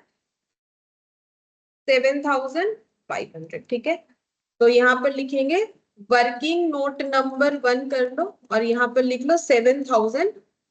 तो हमें याद क्या रखना है? अगर किसी ने प्रीमियम भर दिया है तो प्रीमियम का उसके लिए कहीं पर भी कुछ नहीं करना है। ठीक है, और अगर किसी ने नहीं भरा है तो उसका प्रीमियम हमें क्या करना पड़ेगा? एक डेबिट तो करना ही पड़ेगा, ऊपर से उसके रिसिप्ट अमाउंट में भी हमें वहां पर जो नॉट रिसिप्ट है उसमें भी प्रीमियम का वैल्यू हमें इंक्लूड करके दिखाना पड़ेगा। ठीक है, अच्छा अब क्या क्या नहीं मिला बोलो तो? राम का अलॉटमेंट नहीं मिला तो 2 इक्विटी शेयर अलॉटमेंट। बोलो यहाँ पर इसका भी वर्किंग नोट बनाते देखते हैं। अभी जो मैंने बताया तुम लोग याद रख पा रहे हो कि नहीं? वर्किंग नोट नंबर 2 बनाओ, वर्किंग नोट नंबर 2। ठीक है, अलॉटमेंट के लिए बना रहे हैं। अलॉटमेंट का पैसा किसने नहीं दिया? सिर्फ और सिर्फ राम ने नहीं दिया। ठीक है, तो हम पहले अलॉटमेंट का बना रहे हैं यहाँ पर। तो बोलो राम का अलॉटमेंट का हम लोग को कितना मिलने वाला था? 500 शेयर्स था, कितना होगा? इनटू, नहीं अभी मैंने बोला अगर किसी ने प्रीमियम नहीं दिया तो उसका सारा एंट्री में प्रीमियम आना चाहिए, कितना आएगा? 5। ठीक है, प्रीमियम का ट्रीटमेंट हर जगह होगा, यहाँ डेबिट भी होगा, यहाँ पर भी दिखाएंगे कि कितना पैसा, क्योंकि उनका जब डेबिट किए थे अमाउंट रिसिप्ट में तो 5 से किए थे ना, इसी वजह से। तो कितना हो जाएगा? 2500। तो देखो ना, सिंपल सा ट्रिक है याद रखने का। अगर किसी ने प्रीमियम दे दिया है तो उसके किसी भी एंट्री में फॉरफीचर में प्रीमियम का इंपैक्ट नहीं आया, जैसे कि श्याम का देख लो, और राम का दोनों जगह पे आया। प्रीमियम डेबिट भी हुआ क्योंकि प्रीवियसली क्रेडिट हुआ था, और जब दिखा रहे हैं कि कितना पैसा नहीं मिला तो कितना दिखाएंगे? 2500 हमें नहीं मिला। ठीक है, अच्छा और अलॉटमेंट के बाद और किस चीज का एंट्री होना चाहिए? 2 इक्विटी शेयर कॉल या फाइनल कॉल जो भी है। ठीक है, तो फाइनल कॉल तो दोनों ने ही नहीं दिया है तो उसका भी बताओ क्या होगा? Working note number 3 final call का। बोलो। फाइनल कॉल तो दोनों ने नहीं दिया है, कितना कितना, राम ने कितना नहीं दिया, 500 इंटू जितना है, और श्याम का भी 1000 इंटू जितना था, कितना करके था, 4 करके था, ठीक है। तो ये हो जाएगा 2000 और ये हो जाएगा 4000, कितना हो गया 6000। 6000 देख लो दोनों साइड डेबिट क्रेडिट मैच हुआ कि नहीं। 16,000 यहाँ पर हो गया 7 + 2 9 10, हाँ 16,000, ठीक है। तो यहाँ पर हमें लेकिन और एक बार सीखने को मिला कि प्रीमियम वाला कंसेप्ट में क्या होता है, क्योंकि एक ने प्रीमियम दिया था एक ने नहीं दिया था। अच्छा, अब कौन सा एंट्री होगा, री इशू का एंट्री होगा। तो री इशू का एंट्री करने से सबसे पहले क्या होगा, बैंक अकाउंट डेबिट, ठीक है। अच्छा, कितना शेयर रीइशू हुआ, देखो ड्रॉ किया हुआ है तो पूरा नहीं हुआ है, कितना हुआ है 1250, कितना करके रीइशू हो रहा है 8 रुपीज करके। तो लिखो 1250 इंटू 8, कितना आ रहा है देखो 10,000। अच्छा, लॉस कितना है पर शेयर पे, वो तो क्वेश्चन हमें बताया था, उससे कैलकुलेट करके हम लोगों ने इशू प्राइस निकाला, री इशू प्राइस। लॉस कितना था एट ए डिस्काउंट ऑफ 2, ठीक है। तो उसको कैसे रिकॉर्ड करते हैं, शेयर फॉरफीचर डेबिट। तो एक एक शेयर पे 2 रुपए का लॉस है, ऐसे कितने सारे शेयर्स पे लॉस हो रहा है, जितना रेशियो हो रहा है 1250 इंटू 2 कितना हो जाएगा 2500। 2 लिखेंगे इक्विटी शेयर कैपिटल। अब सोचना ये है कि ये कितने से लिखना चाहिए, अभी थोड़ी देर पहले मैंने लिखवाया था कि कॉल्ड अप वैल्यू से लिखना चाहिए, तो यहाँ कॉल्ड अप कितना था टोटल 10, तो 10 से होगा 12,500, ठीक है। अब हम लोग को देखना पड़ेगा कि शेयर फॉरफीचर दो जगह पे आ गया है, मतलब एक एज ए प्रॉफिट एक एज ए लॉस, ठीक है। तो हम लोग को उसको एडजस्ट करना पड़ेगा, लेकिन यहाँ पर एडजस्टमेंट करने पे हमें एक मतलब वर्किंग नोट करना पड़ेगा जो कि काफी कैलकुलेटिव होगा। क्यों, क्योंकि दो अलग अलग पर्सन का शेयर था जो रीइश हुआ था, एक का 500 और एक का प्रोपोर्शनेट अमाउंट था। तो हम लोग को लॉस जो फाइंड आउट करना है वो हमें जो है दोनों शेयर्स पे अलग अलग फाइंड आउट करना पड़ेगा, ठीक है। तो उसका वर्किंग नोट बनाएंगे। तो एंट्री तो एक लाइन का है, हो ही जाएगा, तो एंट्री हम यहाँ पर लिख देते हैं, तुम लोग को वर्किंग नोट पीछे दिखाते हैं। एंट्री क्या होगा लिख लो तुम लोग भी, share forfeiture to capital reserve, profit ही होगा, ठीक है, दिखा देते हैं, टू कैपिटल रिजर्व।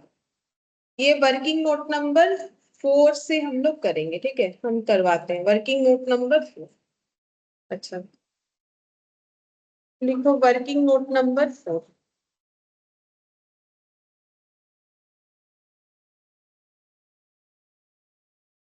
अच्छा, पहले राम का लिखते हैं, ठीक है। तो क्या निकालना है हमें कि राम का शेयर फॉरफिट हुआ तो कितना प्रॉफिट हुआ, जब रीइशू हुआ तो कितना प्रॉफिट हुआ। तो अमाउंट ऑफ फॉरफीचर पर शेयर। तो तुम लोग ये बताओ कि जब राम का शेयर फॉरफिट किया गया था तो एक एक शेयर पे कितना पैसा रिसीव हुआ था जो कंपनी ने वापस नहीं किया, कैसे बताओगे, सीधा वर्किंग नोट में जाओगे तो तुम लोग को दिखेगा। देखो वर्किंग नोट 1 में दिख रहा है कि राम से हम लोगों ने एक एक शेयर पे एप्लीकेशन का कितना लिया था 3 रुपीज। क्या और कुछ लिया था, अगर तुम लोग इसमें भी जाओगे ना, ये वाला जो पॉइंट है हम लोग का जहां पर मैंने ये ड्रॉ किया, तो यहाँ पर भी दिखेगा कितना लिया है राम से, सिर्फ 3 रुपीज, ठीक है। तो यहाँ पर हो जाएगा 3 रुपीज और कुछ भी नहीं लिया है। और लॉस ऑन रीइशू कितना है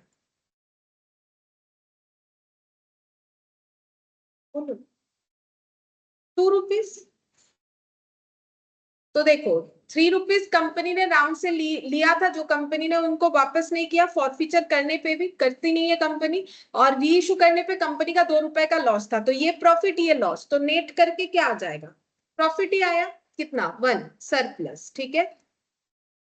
अब ये अमाउंट ट्रांसफर होगा कैपिटल रिजर्व में, तो ट्रांसफर टू कैपिटल रिजर्व कितना जाएगा बोलो, ये तो एक शेयर का हो गया, तो राम का कितना सारा शेयर्स जो है री इशू हुआ है उतना ही ट्रांसफर होगा।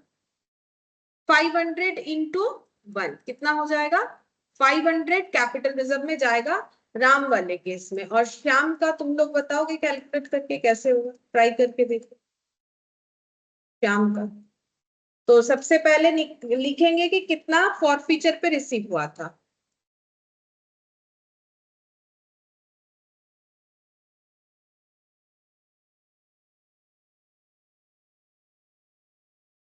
बोलो पहले ये अमाउंट बताओ, वर्किंग नोट देख लो, ड्रॉ देख लो, कहीं से भी देख के बताओ।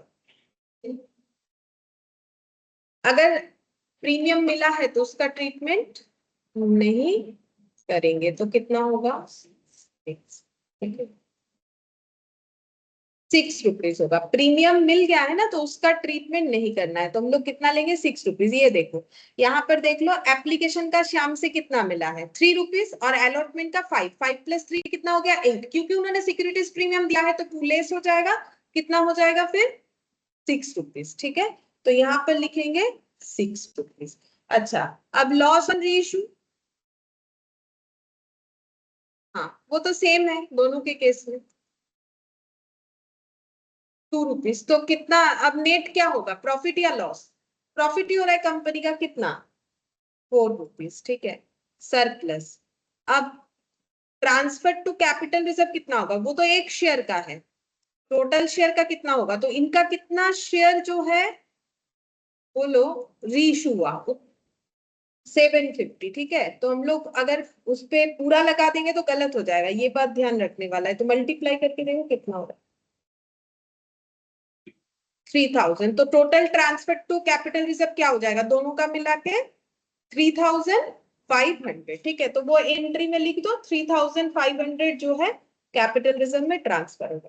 तो यहाँ पर जो एंट्री लिखवाया था ना, यहाँ लिखना है 3500 और 3500। ठीक है, तो ये काफी अच्छा क्वेश्चन है, ये पूरा कंसेप्ट के साथ है, कोई भी बड़े क्वेश्चन में तुम लोग इसको देख सकते हो। अच्छा, अब इस पे हमें बैलेंस शीट बना के देना है। ठीक है, चलो बैलेंस शीट बनाते हैं।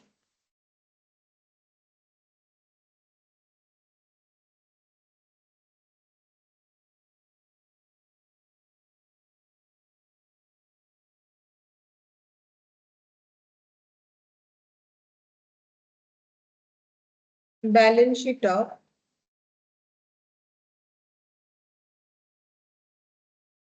Beautiful company limited.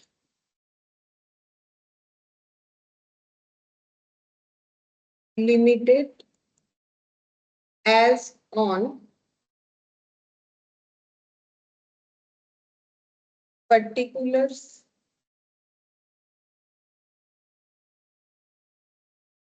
Note number, तुम लोग चाहो तो स्केल से उसको पूरा स्ट्रक्चर बनाना पड़ेगा। ठीक है, हम ऐसे ही लिखते हैं लाइन लगा के, तुम लोग अपना जैसे स्ट्रक्चर करते हो वो कर सकते हो।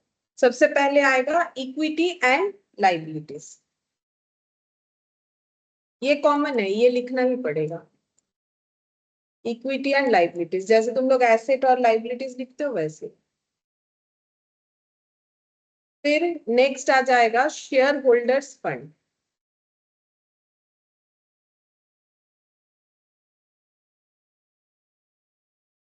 फिर नेक्स्ट आ जाएगा share capital,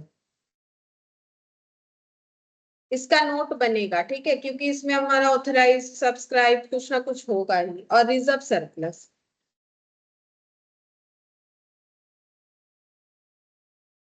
reserve and surplus, इसका भी नोट बनेगा, क्योंकि अभी अभी हम लोगों ने देखा कि क्वेश्चन में सिक्योरिटीज प्रीमियम भी था, कैपिटल रिजर्व भी था। ठीक है, अच्छा non current liability, current liability इस क्वेश्चन में हमें जरूरत नहीं, देखो कहीं पर भी हमें ये सब कुछ नहीं मिला। ठीक है, अब एसेट, सीधा एसेट का हेडिंग करेंगे यहाँ पर। एसेट्स, एसेट्स में हम लोग नॉन करेंट एसेट तो कुछ है नहीं, तो लिख के फायदा नहीं है, तो क्या लिखेंगे, करेंट एसेट लिख देते, क्योंकि कैश एंड कैश इक्विवेलेंट तो है हम लोग। Current assets, cash and cash equivalent, cash and cash equivalent. ठीक है, इसका भी नोट बना लेंगे, तो नोट नंबर 3 हो जाएगा। ये यहाँ पर हम लोग का टोटल लाइबिलिटीज का हो जाएगा, यहाँ पर हम लोग टोटल एसेट का कर देंगे, हो गया। अच्छा, अब हम लोग को नोट बनाना पड़ेगा, क्योंकि यहाँ पर हम लोग कुछ कैलकुलेशन नहीं कर सकते, जो नया फॉर्मेट है वो ऐसा ही होता है। तो हम नेक्स्ट पेज में जा रहे हैं और नोट लिखेंगे। तो सबसे पहले लिखो notes to accounts, note number 1 share capital बोल के, ठीक है। तो नोट्स टू अकाउंट्स अभी लिखवाया था ना, वैसे ही लिखना है, नोट टू अकाउंट्स, ये हेडिंग, ठीक है। इसके अंदर लिख दो नोट नंबर 1, नोट नंबर 1, ठीक है। ये वर्किंग नोट नहीं होता है, ठीक है, इस पे नंबर मिलेगा, ये फॉर्मेट है, शेयर कैपिटल, ठीक है। अच्छा, सबसे पहले हम लोग को क्या लिखना पड़ेगा, ऑथराइज्ड कैपिटल, ठीक है। तो हम लोग कैसे लिखेंगे, देखो लिखो इक्विटी शेयर कैपिटल, ऐसे हेडिंग कर देते ताकि बार बार इक्विटी शेयर कैपिटल लिखने का जरूरत ना हो। पहले लिख देंगे इक्विटी शेयर कैपिटल, मतलब इसके नीचे जो भी डिटेल्स रहेगा इक्विटी शेयर। अब इस क्वेश्चन में है नहीं प्रेफरेंस, लेकिन मानो कि दो चीज एक साथ रहे तो फिर हमें इसमें हेल्प हो जाएगा, ठीक है। यहाँ दो अमाउंट का कॉलम करिए। अच्छा, अब लिखो कि authorised share capital, authorised share capital. अच्छा, अब ऑथराइज्ड शेयर कैपिटल तो तुम लोग बोलोगे क्वेश्चन में तो है नहीं, ठीक है, लेकिन ये देखो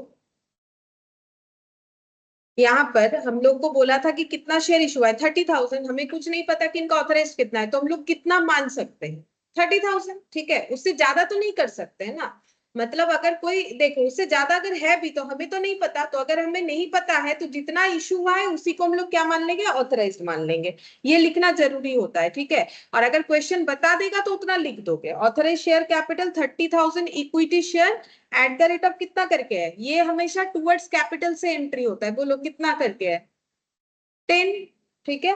तो कितना हो जाएगा, कितना हो रहा है, 3 लाख,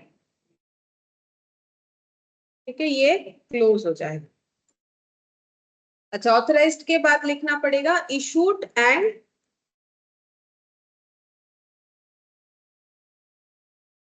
अच्छा इशूड शेयर कैपिटल ऐसे लिख देते हैं, issued share capital. Balance sheet में किसी सब में लिखेंगे, क्या बोल रहे हो, इसको बैलेंस शीट में किस हिसाब में लिखेंगे।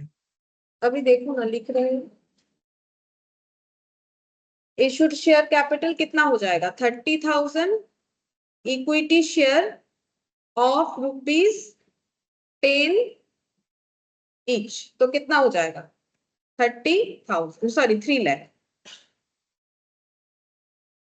देखो यहाँ पर हमें क्योंकि क्वेश्चन में नहीं बोला है कितना इशूड कैपिटल है, हम लोग को बोला है हाँ इशूड बताए उतना ही सब्सक्राइब हो गया बताए। अगर हमें ऑथराइज्ड अलग से बताएगा तो लिखेंगे, नहीं बताएगा तो वही वाला डेटा लिख देंगे, ठीक है। अब इशूड के बाद क्या आएगा, ऑथराइज्ड इशूड के बाद क्या आएगा,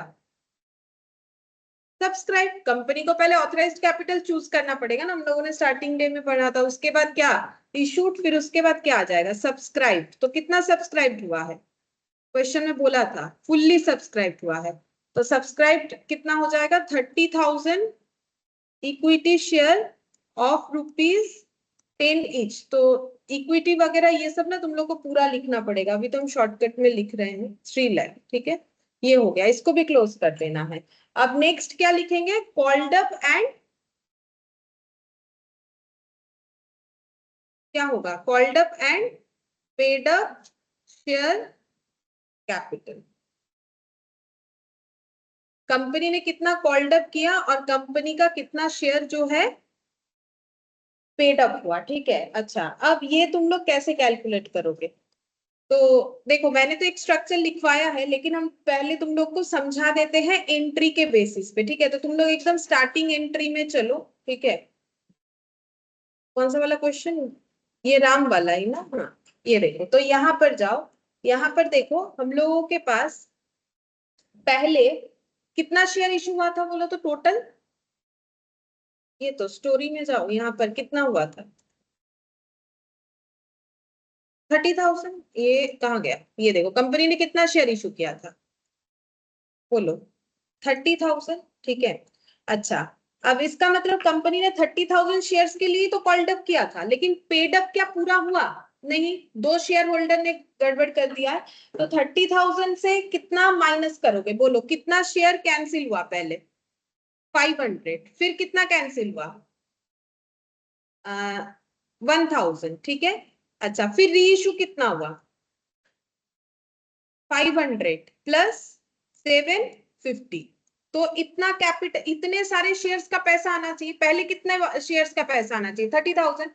फिर उससे माइनस कर दो जो कैंसिल कर दी, क्योंकि अगर होल्डिंग कैंसिल हो जाता है तो कैपिटल भी तो कैंसिल होता है, क्योंकि एंट्री तो वही बता रहा है, इक्विटी शेयर कैपिटल डेबिट। अब इसका बताओ मुझे एडजस्ट करके नंबर ऑफ शेयर्स कितना आ रहा है?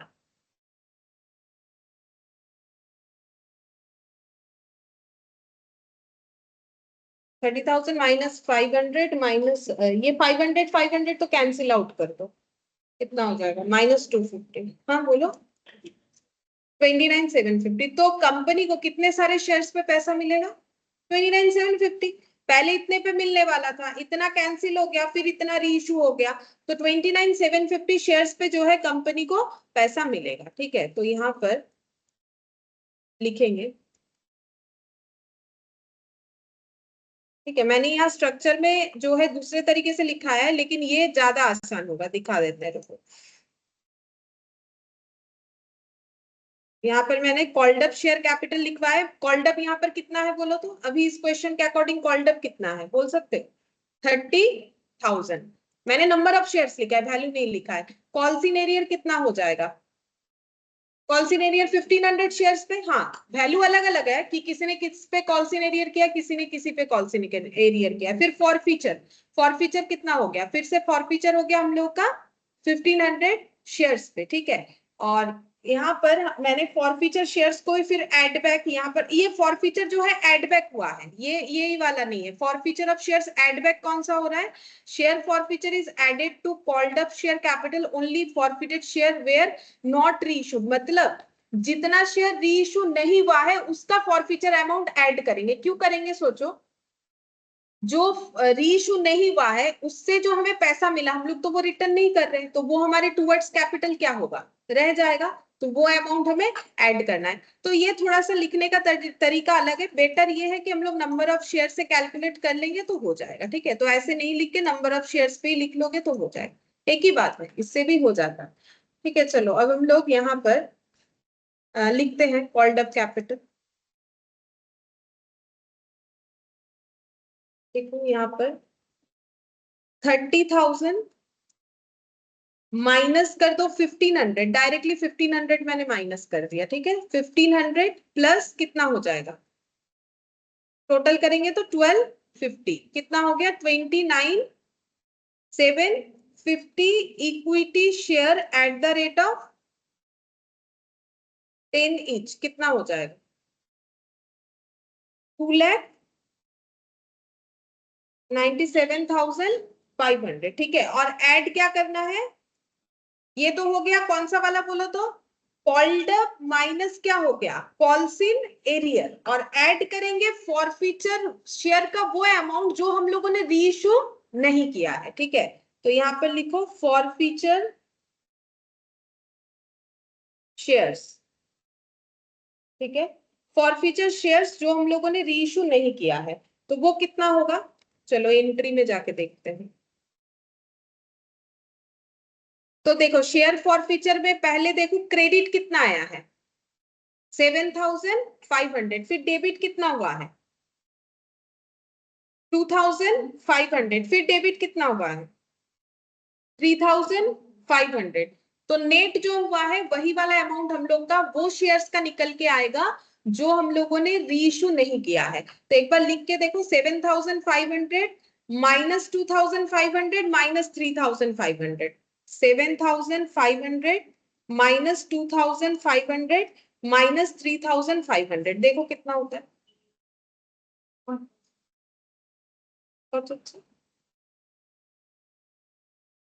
1,500, ठीक है। अब 1,500 मतलब ये फॉरफीचर शेयर वो वाला है जो हम लोगों ने रीइशू नहीं किया। तो हम लोगों ने किसका शेयर रीइशू नहीं किया था बोलो तो? श्याम का। कितना सारा? कितना नहीं किया था? 750 किया था। कितना नहीं किया था चेक करो। 250। अच्छा 250, और उनसे कितना अमाउंट रिसीव किया था हम लोगों ने? तब तुम लोग को ये अमाउंट पता चल जाएगा कैसे आया, इसीलिए हम बोल रहे हैं। तो श्याम से क्या लिया था? श्याम से एप्लीकेशन लिया था। 250 into 3 कितना होता है?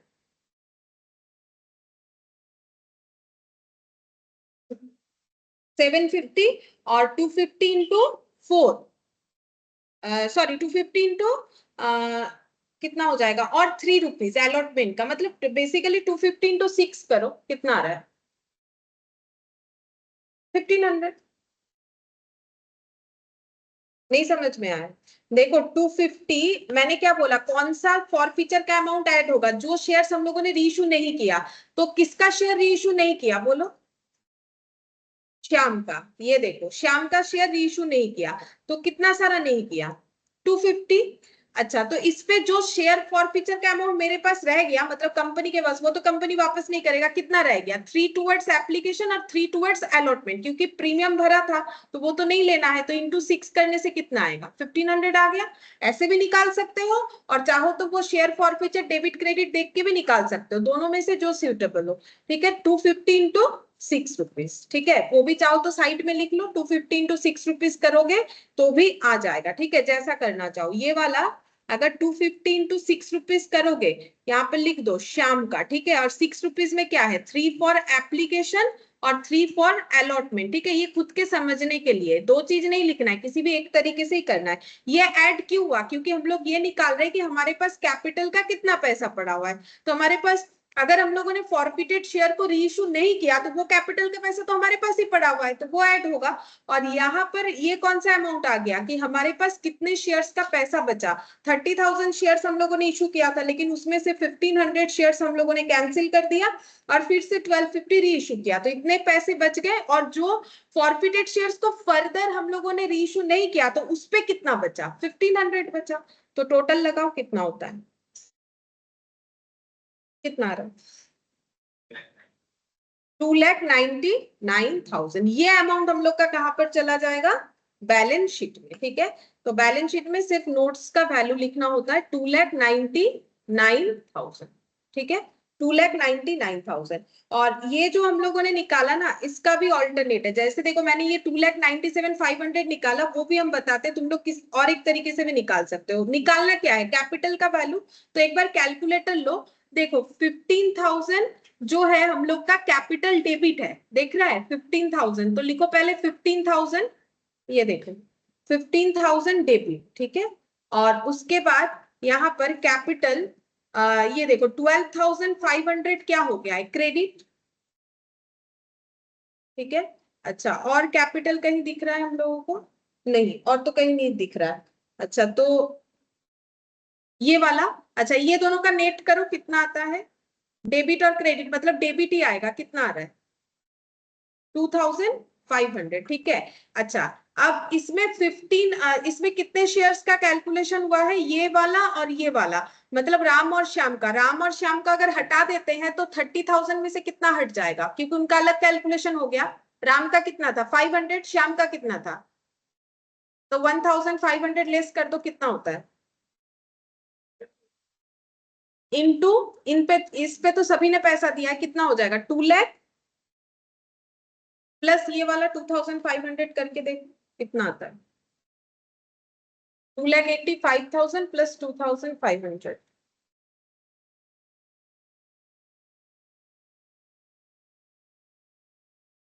2,87,000 आ गया।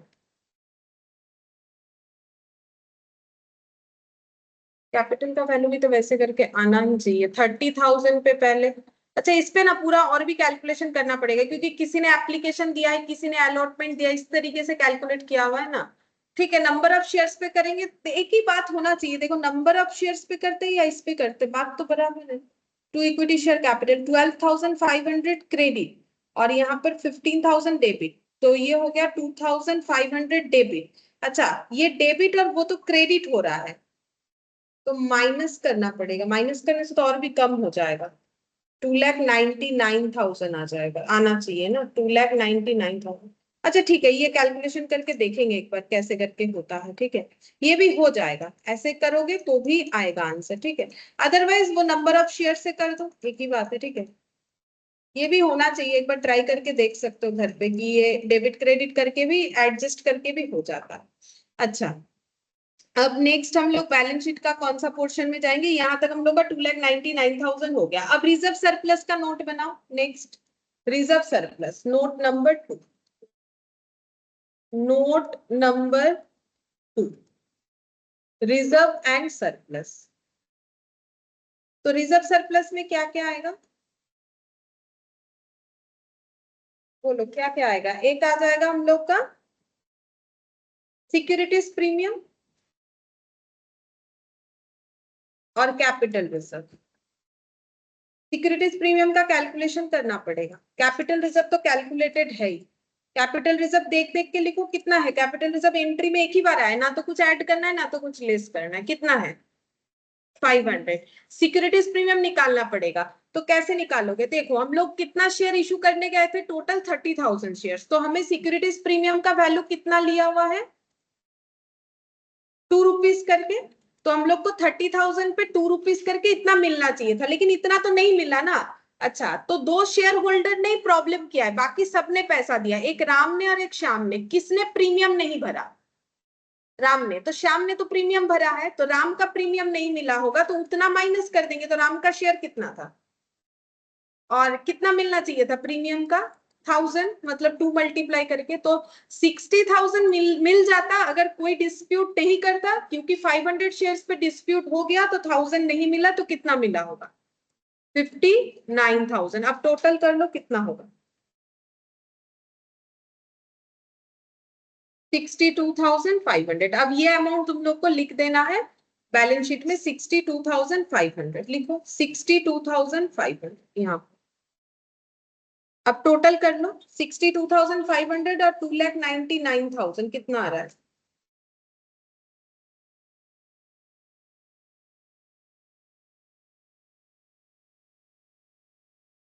3,61,500। ठीक है, तो ये भी हमारा उतना ही आना चाहिए, कैश एंड कैश इक्विवेलेंट। ठीक है, चलो चेक करते हैं।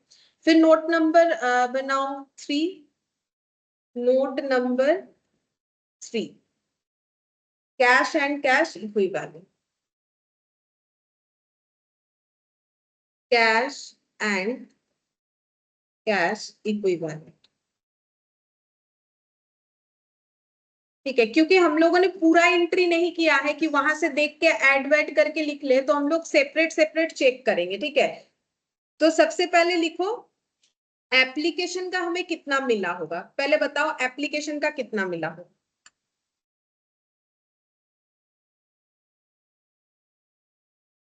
कितना करके बोलो। हाँ, ये पूरा मिला होगा क्योंकि एप्लीकेशन सभी ने दिया है।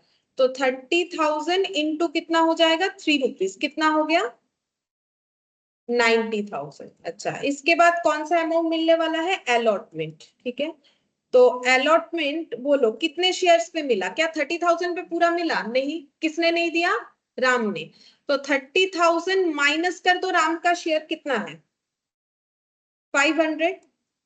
तो बाकी शेयर्स में मिला कितना मिला होगा 5 रुपीज, क्योंकि अलॉटमेंट जब बैंक अकाउंट डेबिट हुआ है तब तो हमारा सिक्योरिटीज प्रीमियम के साथ ही हुआ है ना। हम लोग तो cash and cash equivalent check कर रहे हैं। तो अलॉटमेंट का जब पैसा मिला तो हम लोगों को कितना मिला है टोटल 5 रुपीज। अब वो तो कंपनी का काम है कि कैपिटल के टुवर्ड्स कितना रखेगा, प्रीमियम के टुवर्ड्स कितना रखेगा, लेकिन बैंक डेबिट तो हमारे इतने से ही होता है। एंट्री याद करके देखो, अगर इस क्वेश्चन का पूरा एंट्री बताता तो हम लोग क्या लिखते, equity share allotment account debit to equity share capital to securities premium. लेकिन जब बैंक डेबिट करते तो bank account debit to equity share allotment और क्या करते कॉल सीनियर डेबिट करते। तो बैंक अकाउंट डेबिट कितने से होता, ये बाकी अमाउंट से होता। बोलो कितना होगा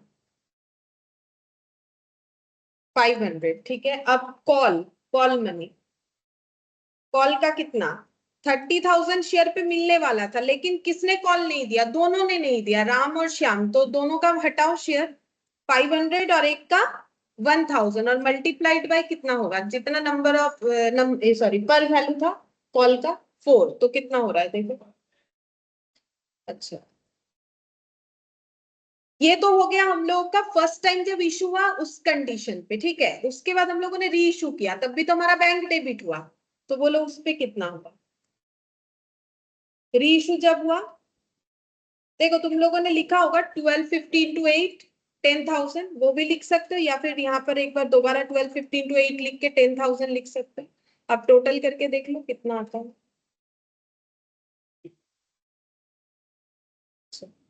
3,61,500। तो उधर मैच हो जाना चाहिए क्योंकि हम लोग का ना कुछ और है नहीं। ठीक है, 3,61,500,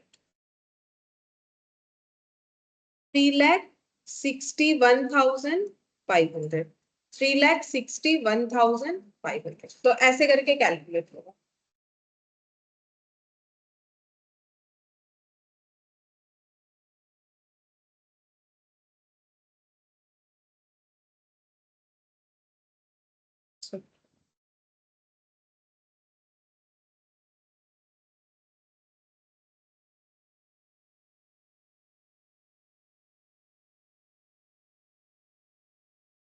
तो इलस्ट्रेशन 16 इसका एंट्री करते हैं, इसमें बैलेंस शीट बोला है, बैलेंस शीट अगर होगा तो करेंगे, नहीं तो नेक्स्ट क्लास में करेंगे। बोला है कि देखो A holds 2000 shares of 10 each on which he has paid 2 application, B holds 4000 shares 10 each on which he paid 2 per share application, 3 per share allotment। अच्छा, C का बोला है 3000 शेयर से 10 each वाला, 2 application, 3 allotment, 3 first call। They all failed to pay arrear on second and final call, and the director therefore forfeited their shares. The shares were reissued for 12 per share, fully paid up. Journalize the transaction and forfeiture and reissue। अच्छा, बोला नहीं है balance sheet बनाने के लिए, ठीक है। तो देखो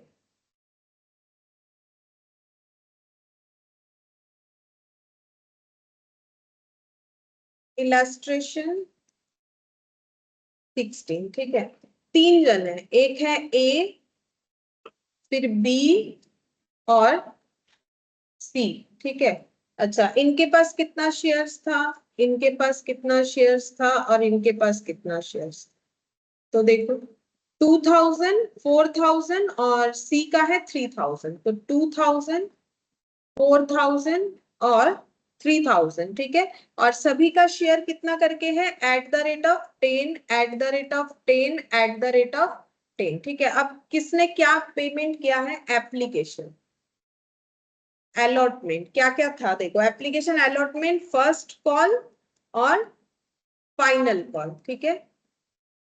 अच्छा, तो एप्लीकेशन का कितना है, एप्लीकेशन का 2 रुपीज है, एप्लीकेशन का 2 रुपीज है। अच्छा, इसके बाद इन्होंने सिर्फ यही दिया है, इन्होंने सिर्फ यही दिया है, ठीक है।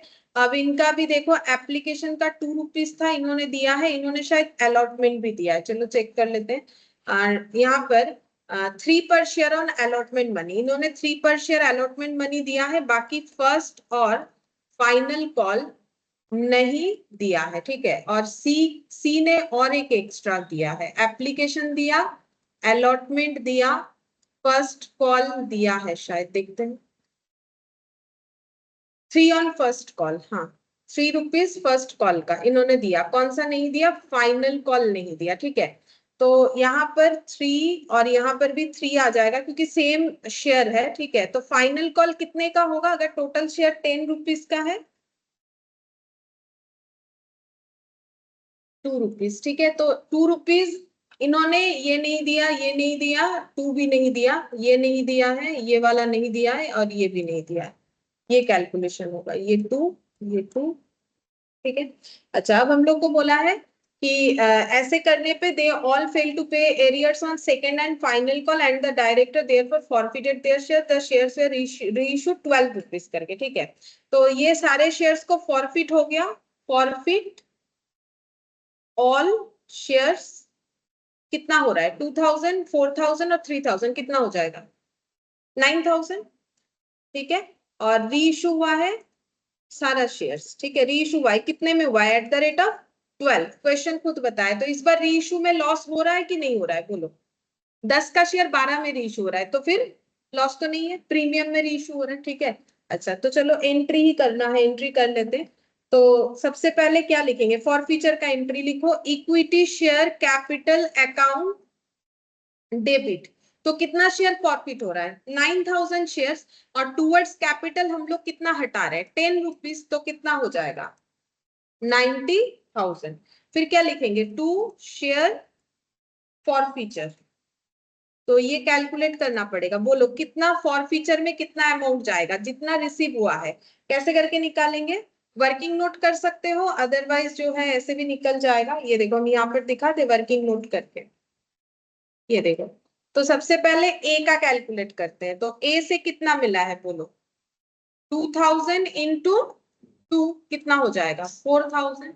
अच्छा बी से कितना मिला है 4000 इंटू 5, ठीक है, कुछ प्रीमियम तो है नहीं, डायरेक्ट कर देते हैं, 5 रुपीज कितना हो जाएगा 20,000। सी से कितना मिला है 3000 इंटू 3 + 3 6, 6 + 2 कितना हो जाएगा 8, कितना हो गया 24,000। अब टोटल लगाओ देखो कितना हो रहा है 48,000, ठीक है। तो इसका मतलब शेयर फॉरफीचर में कितना जाएगा 48,000 रिसीव हुआ है कंपनी को। अच्छा जो रिसीव नहीं हुआ है उसका एंट्री करते हैं। तो क्या क्या नहीं हुआ है 2 share allotment, 2 share first call, 2 share final call. तो 2 शेयर अलॉटमेंट, ठीक है। तो अलॉटमेंट का निकाल सकते हो, यहीं पर हम ब्रैकेट डाल के दिखा देते हैं। देखो अलॉटमेंट का कितने लोगों से नहीं मिला है तो एक ही जगह पे क्रॉस लगा हुआ है, मतलब 2000 इंटू 3, ठीक है 2000 इंटू 3। चाहो तो इसका भी वर्किंग नोट बना सकते हो, तो ये हो जाएगा 6000, ठीक है। अच्छा अलॉटमेंट के बाद क्या लिखेंगे 2 शेयर फर्स्ट कॉल। अब फर्स्ट कॉल कितने शेयर्स पे नहीं मिला, देखो फर्स्ट कॉल पे क्रॉस 2 जगह पे लगा हुआ है 2000 और 4000, कितना हो जाएगा 6000 इंटू 3, या फिर इंडिविजुअली भी कर सकते हो। 6000 इंटू 3 कितना हो जाएगा 18,000। ये इतने आसानी से इसीलिए हो रहा है क्योंकि प्रीमियम वगैरह कुछ नहीं है। अगर प्रीमियम वगैरह होता तो फिर अलग अलग करना जरूरी हो जाता। फिर हो जाएगा 2 शेयर फाइनल कॉल। तो फाइनल कॉल तो किसी ने भी नहीं दिया है, तो टोटल शेयर कितना है 9000। 9000 इंटू 2 कितना हो जाएगा 18,000, ठीक है। तो ये टोटल अमाउंट हो गया, ये पूरा एंट्री बन गया हम लोग का फॉर फीचर का। अब रीइशू का एंट्री करोगे तो रीइशू का एंट्री क्या होगा बैंक अकाउंट डेबिट। अब इस बार तो हमारा कुछ लॉस है नहीं कि शेयर फॉर फीचर डेबिट करेंगे, तो bank account debit to equity share capital to क्या करेंगे सिक्योरिटीज प्रीमियम, ठीक है। तो लिखो bank account debit, second entry bank account debit to equity share capital to securities premium. तो कितना सारा शेयर इशू हो रहा है, सारा ही रीइशू हुआ है 9000 इंटू 12 रुपीज। 9000 इंटू कैपिटल में कितना जाएगा 10 रुपीज और प्रीमियम में कितना जाएगा 2 रुपीज। तो टोटल कितना हो जाएगा 18, और ये कितना हो जाएगा 90, और ये हो जाएगा 108। अच्छा अब बोलो कैपिटल रिजर्व में कुछ अमाउंट जाएगा, जाएगा, पूरा पूरा का पूरा प्रॉफिट ही चला जाएगा। मतलब नॉर्मली हम लोग क्या करते हैं प्रॉफिट के साथ लॉस को एडजस्ट करते हैं। अब लॉस कुछ है नहीं तो पूरा ही कैपिटल रिजर्व में जाएगा। तो शेयर फॉरफीचर में कितना अमाउंट था पूरा कैपिटल रिजर्व में ट्रांसफर करेंगे, कुछ भी एडजस्ट नहीं होगा। तो share forfeiture account debit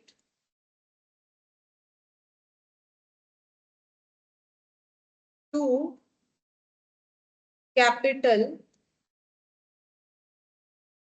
reserve 48,000। ये आसान था, ठीक है। इतना आसान नॉर्मली नहीं देगा मुझे जितना लग रहा है, ठीक है, क्योंकि इसमें तो कुछ था ही नहीं, ना प्रीमियम था ना कुछ और था, ठीक है। प्रीमियम वगैरह देगा तो ही कंफ्यूजन होता है। अच्छा और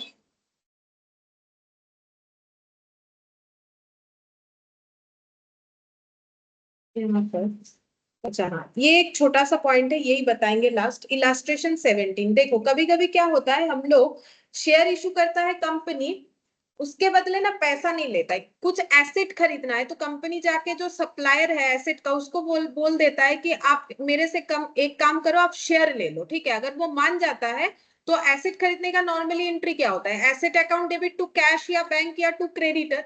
तो अगर हम लोग पैसा नहीं दे रहे शेयर दे रहे हैं तो एंट्री क्या होगा हाँ टू इक्विटी शेयर कैपिटल। क्योंकि देखो दो चीज हुआ, मेरे पास आया फिक्स्ड एसेट, ठीक है, ये देखो फिक्स्ड एसेट अकाउंट डेबिट हुआ, लेकिन हम टू कैश नहीं कर सकते हैं, टू बैंक भी नहीं कर सकते, टू क्रेडिटर भी नहीं कर सकते, क्योंकि मैंने ये सब में से कुछ भी जो है ऑप्ट नहीं किया है, ठीक है। लेकिन मैंने शेयर इशू किया है, तो शेयर इशू का एंट्री क्या होता है बैंक टू शेयर कैपिटल। मान लो इक्विटी शेयर इशू किया, अब बैंक भी तो डेबिट नहीं कर सकते क्योंकि मैंने पैसा तो लिया ही नहीं, मैंने क्या किया एसेट लिया बदले में शेयर इशू किया, तो मेरा एंट्री क्या होगा fixed asset to share capital. ठीक है, यहाँ पर बस वही चीज हमें समझना है कि क्या होगा। अब देखो क्या बोला है, x company limited was incorporated with N authorised share capital of 90,000 equity share of 10 each. अब यहाँ पर हमें ऑथराइज्ड शेयर कैपिटल बता दिया है, तो इस क्वेश्चन में अगर हमें बैलेंस शीट बोलेगा, जो कि बोला है, तो तुम लोग को ऑथराइज्ड शेयर कैपिटल कितना लिखना पड़ेगा, 9 lakh, 90,000 into 10. The company purchased land and building from Y Company Limited for 4 lakh payable in fully paid up shares of the company. तो कंपनी ने क्या किया है, एक लैंड बिल्डिंग खरीदा है जो कि 4 लाख रुपीस का है। तो मुझे पहले ये बताओ कि कंपनी अगर 4 लाख रुपीस जो है वो शेयर में पे करना चाहती है, मतलब शेयर इशू करना चाहती है, तो कंपनी को कितना सारा शेयर उस पर्सन को देना पड़ेगा या उस सप्लायर को जिसने लैंड बिल्डिंग बेचा है। 40,000, क्योंकि एक शेयर कितने का है, 10 रुपए का।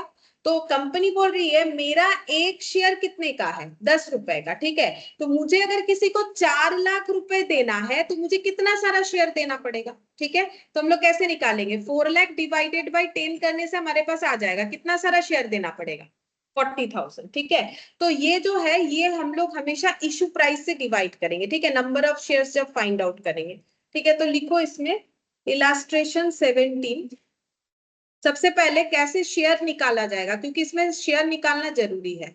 Number of shares to be issued, इसका फॉर्मूला लिखवा देते हैं। तो क्या कैसे निकाला हम लोगों ने, वैल्यू ऑफ एसेट, क्योंकि ऊपर हम लोगों ने कितना रखा था, 4 lakh. Value of asset divided by क्या होना चाहिए, डिवाइडेड बाय होना चाहिए इशू प्राइस। इशू प्राइस, ठीक है, इशू प्राइस होना चाहिए, चाहे वो पर वैल्यू हो, क्योंकि इशू तो हमारा 3 तरीके से हो सकता है, या फिर प्रीमियम या फिर डिस्काउंट। ठीक है, नॉर्मली डिस्काउंट तो वैसे लॉ के हिसाब से देखो तो डिस्काउंट तो नहीं दिया जाता है, फिर भी तो यहाँ पर कितना हो जाएगा, 4 लाख इस क्वेश्चन के अकॉर्डिंग, और इशू प्राइस कितना है 10 रुपीज, तो टोटल कितना हो जाएगा 40,000 नंबर ऑफ शेयर्स इशू करना पड़ेगा।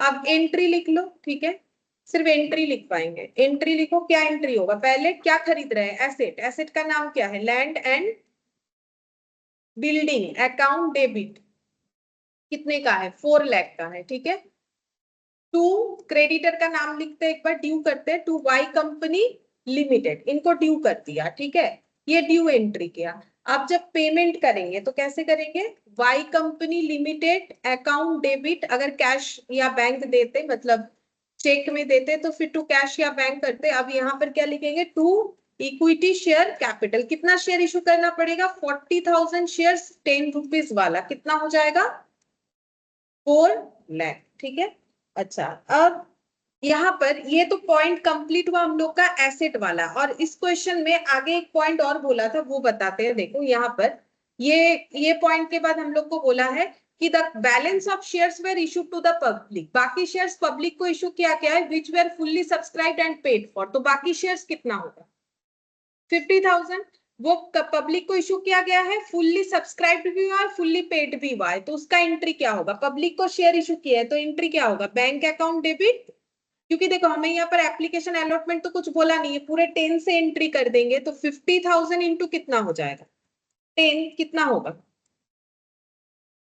5 लाख। टू क्या होगा, इक्विटी शेयर, चाहो तो ऐसे एक बार लिख सकते हो, एप्लीकेशन, अगर कुछ नहीं बोला हुआ रहता है हम लोग ऐसे लिख सकते हैं, एप्लीकेशन एंड अलॉटमेंट। ठीक है, वैसे अलॉटमेंट का ड्यू एंट्री होता है, लेकिन अगर कंबाइंडली लिखे तो ये दिखा सकते हैं हम लोग। और फिर क्या लिखेंगे, equity share application and allotment account debit to equity share capital, allotment account debit to equity share capital 5 lakh.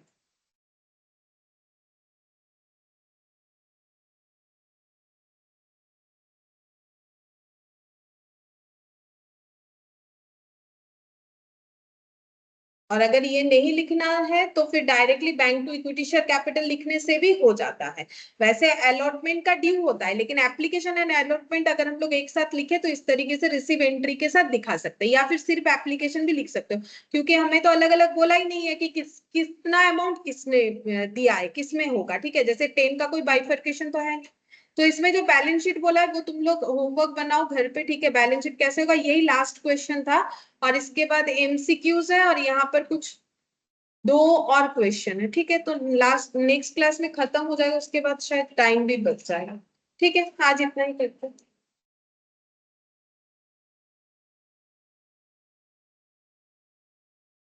Ma'am last স্ক্রিনের আগের স্ক্রিনটা একবার শো করবেন?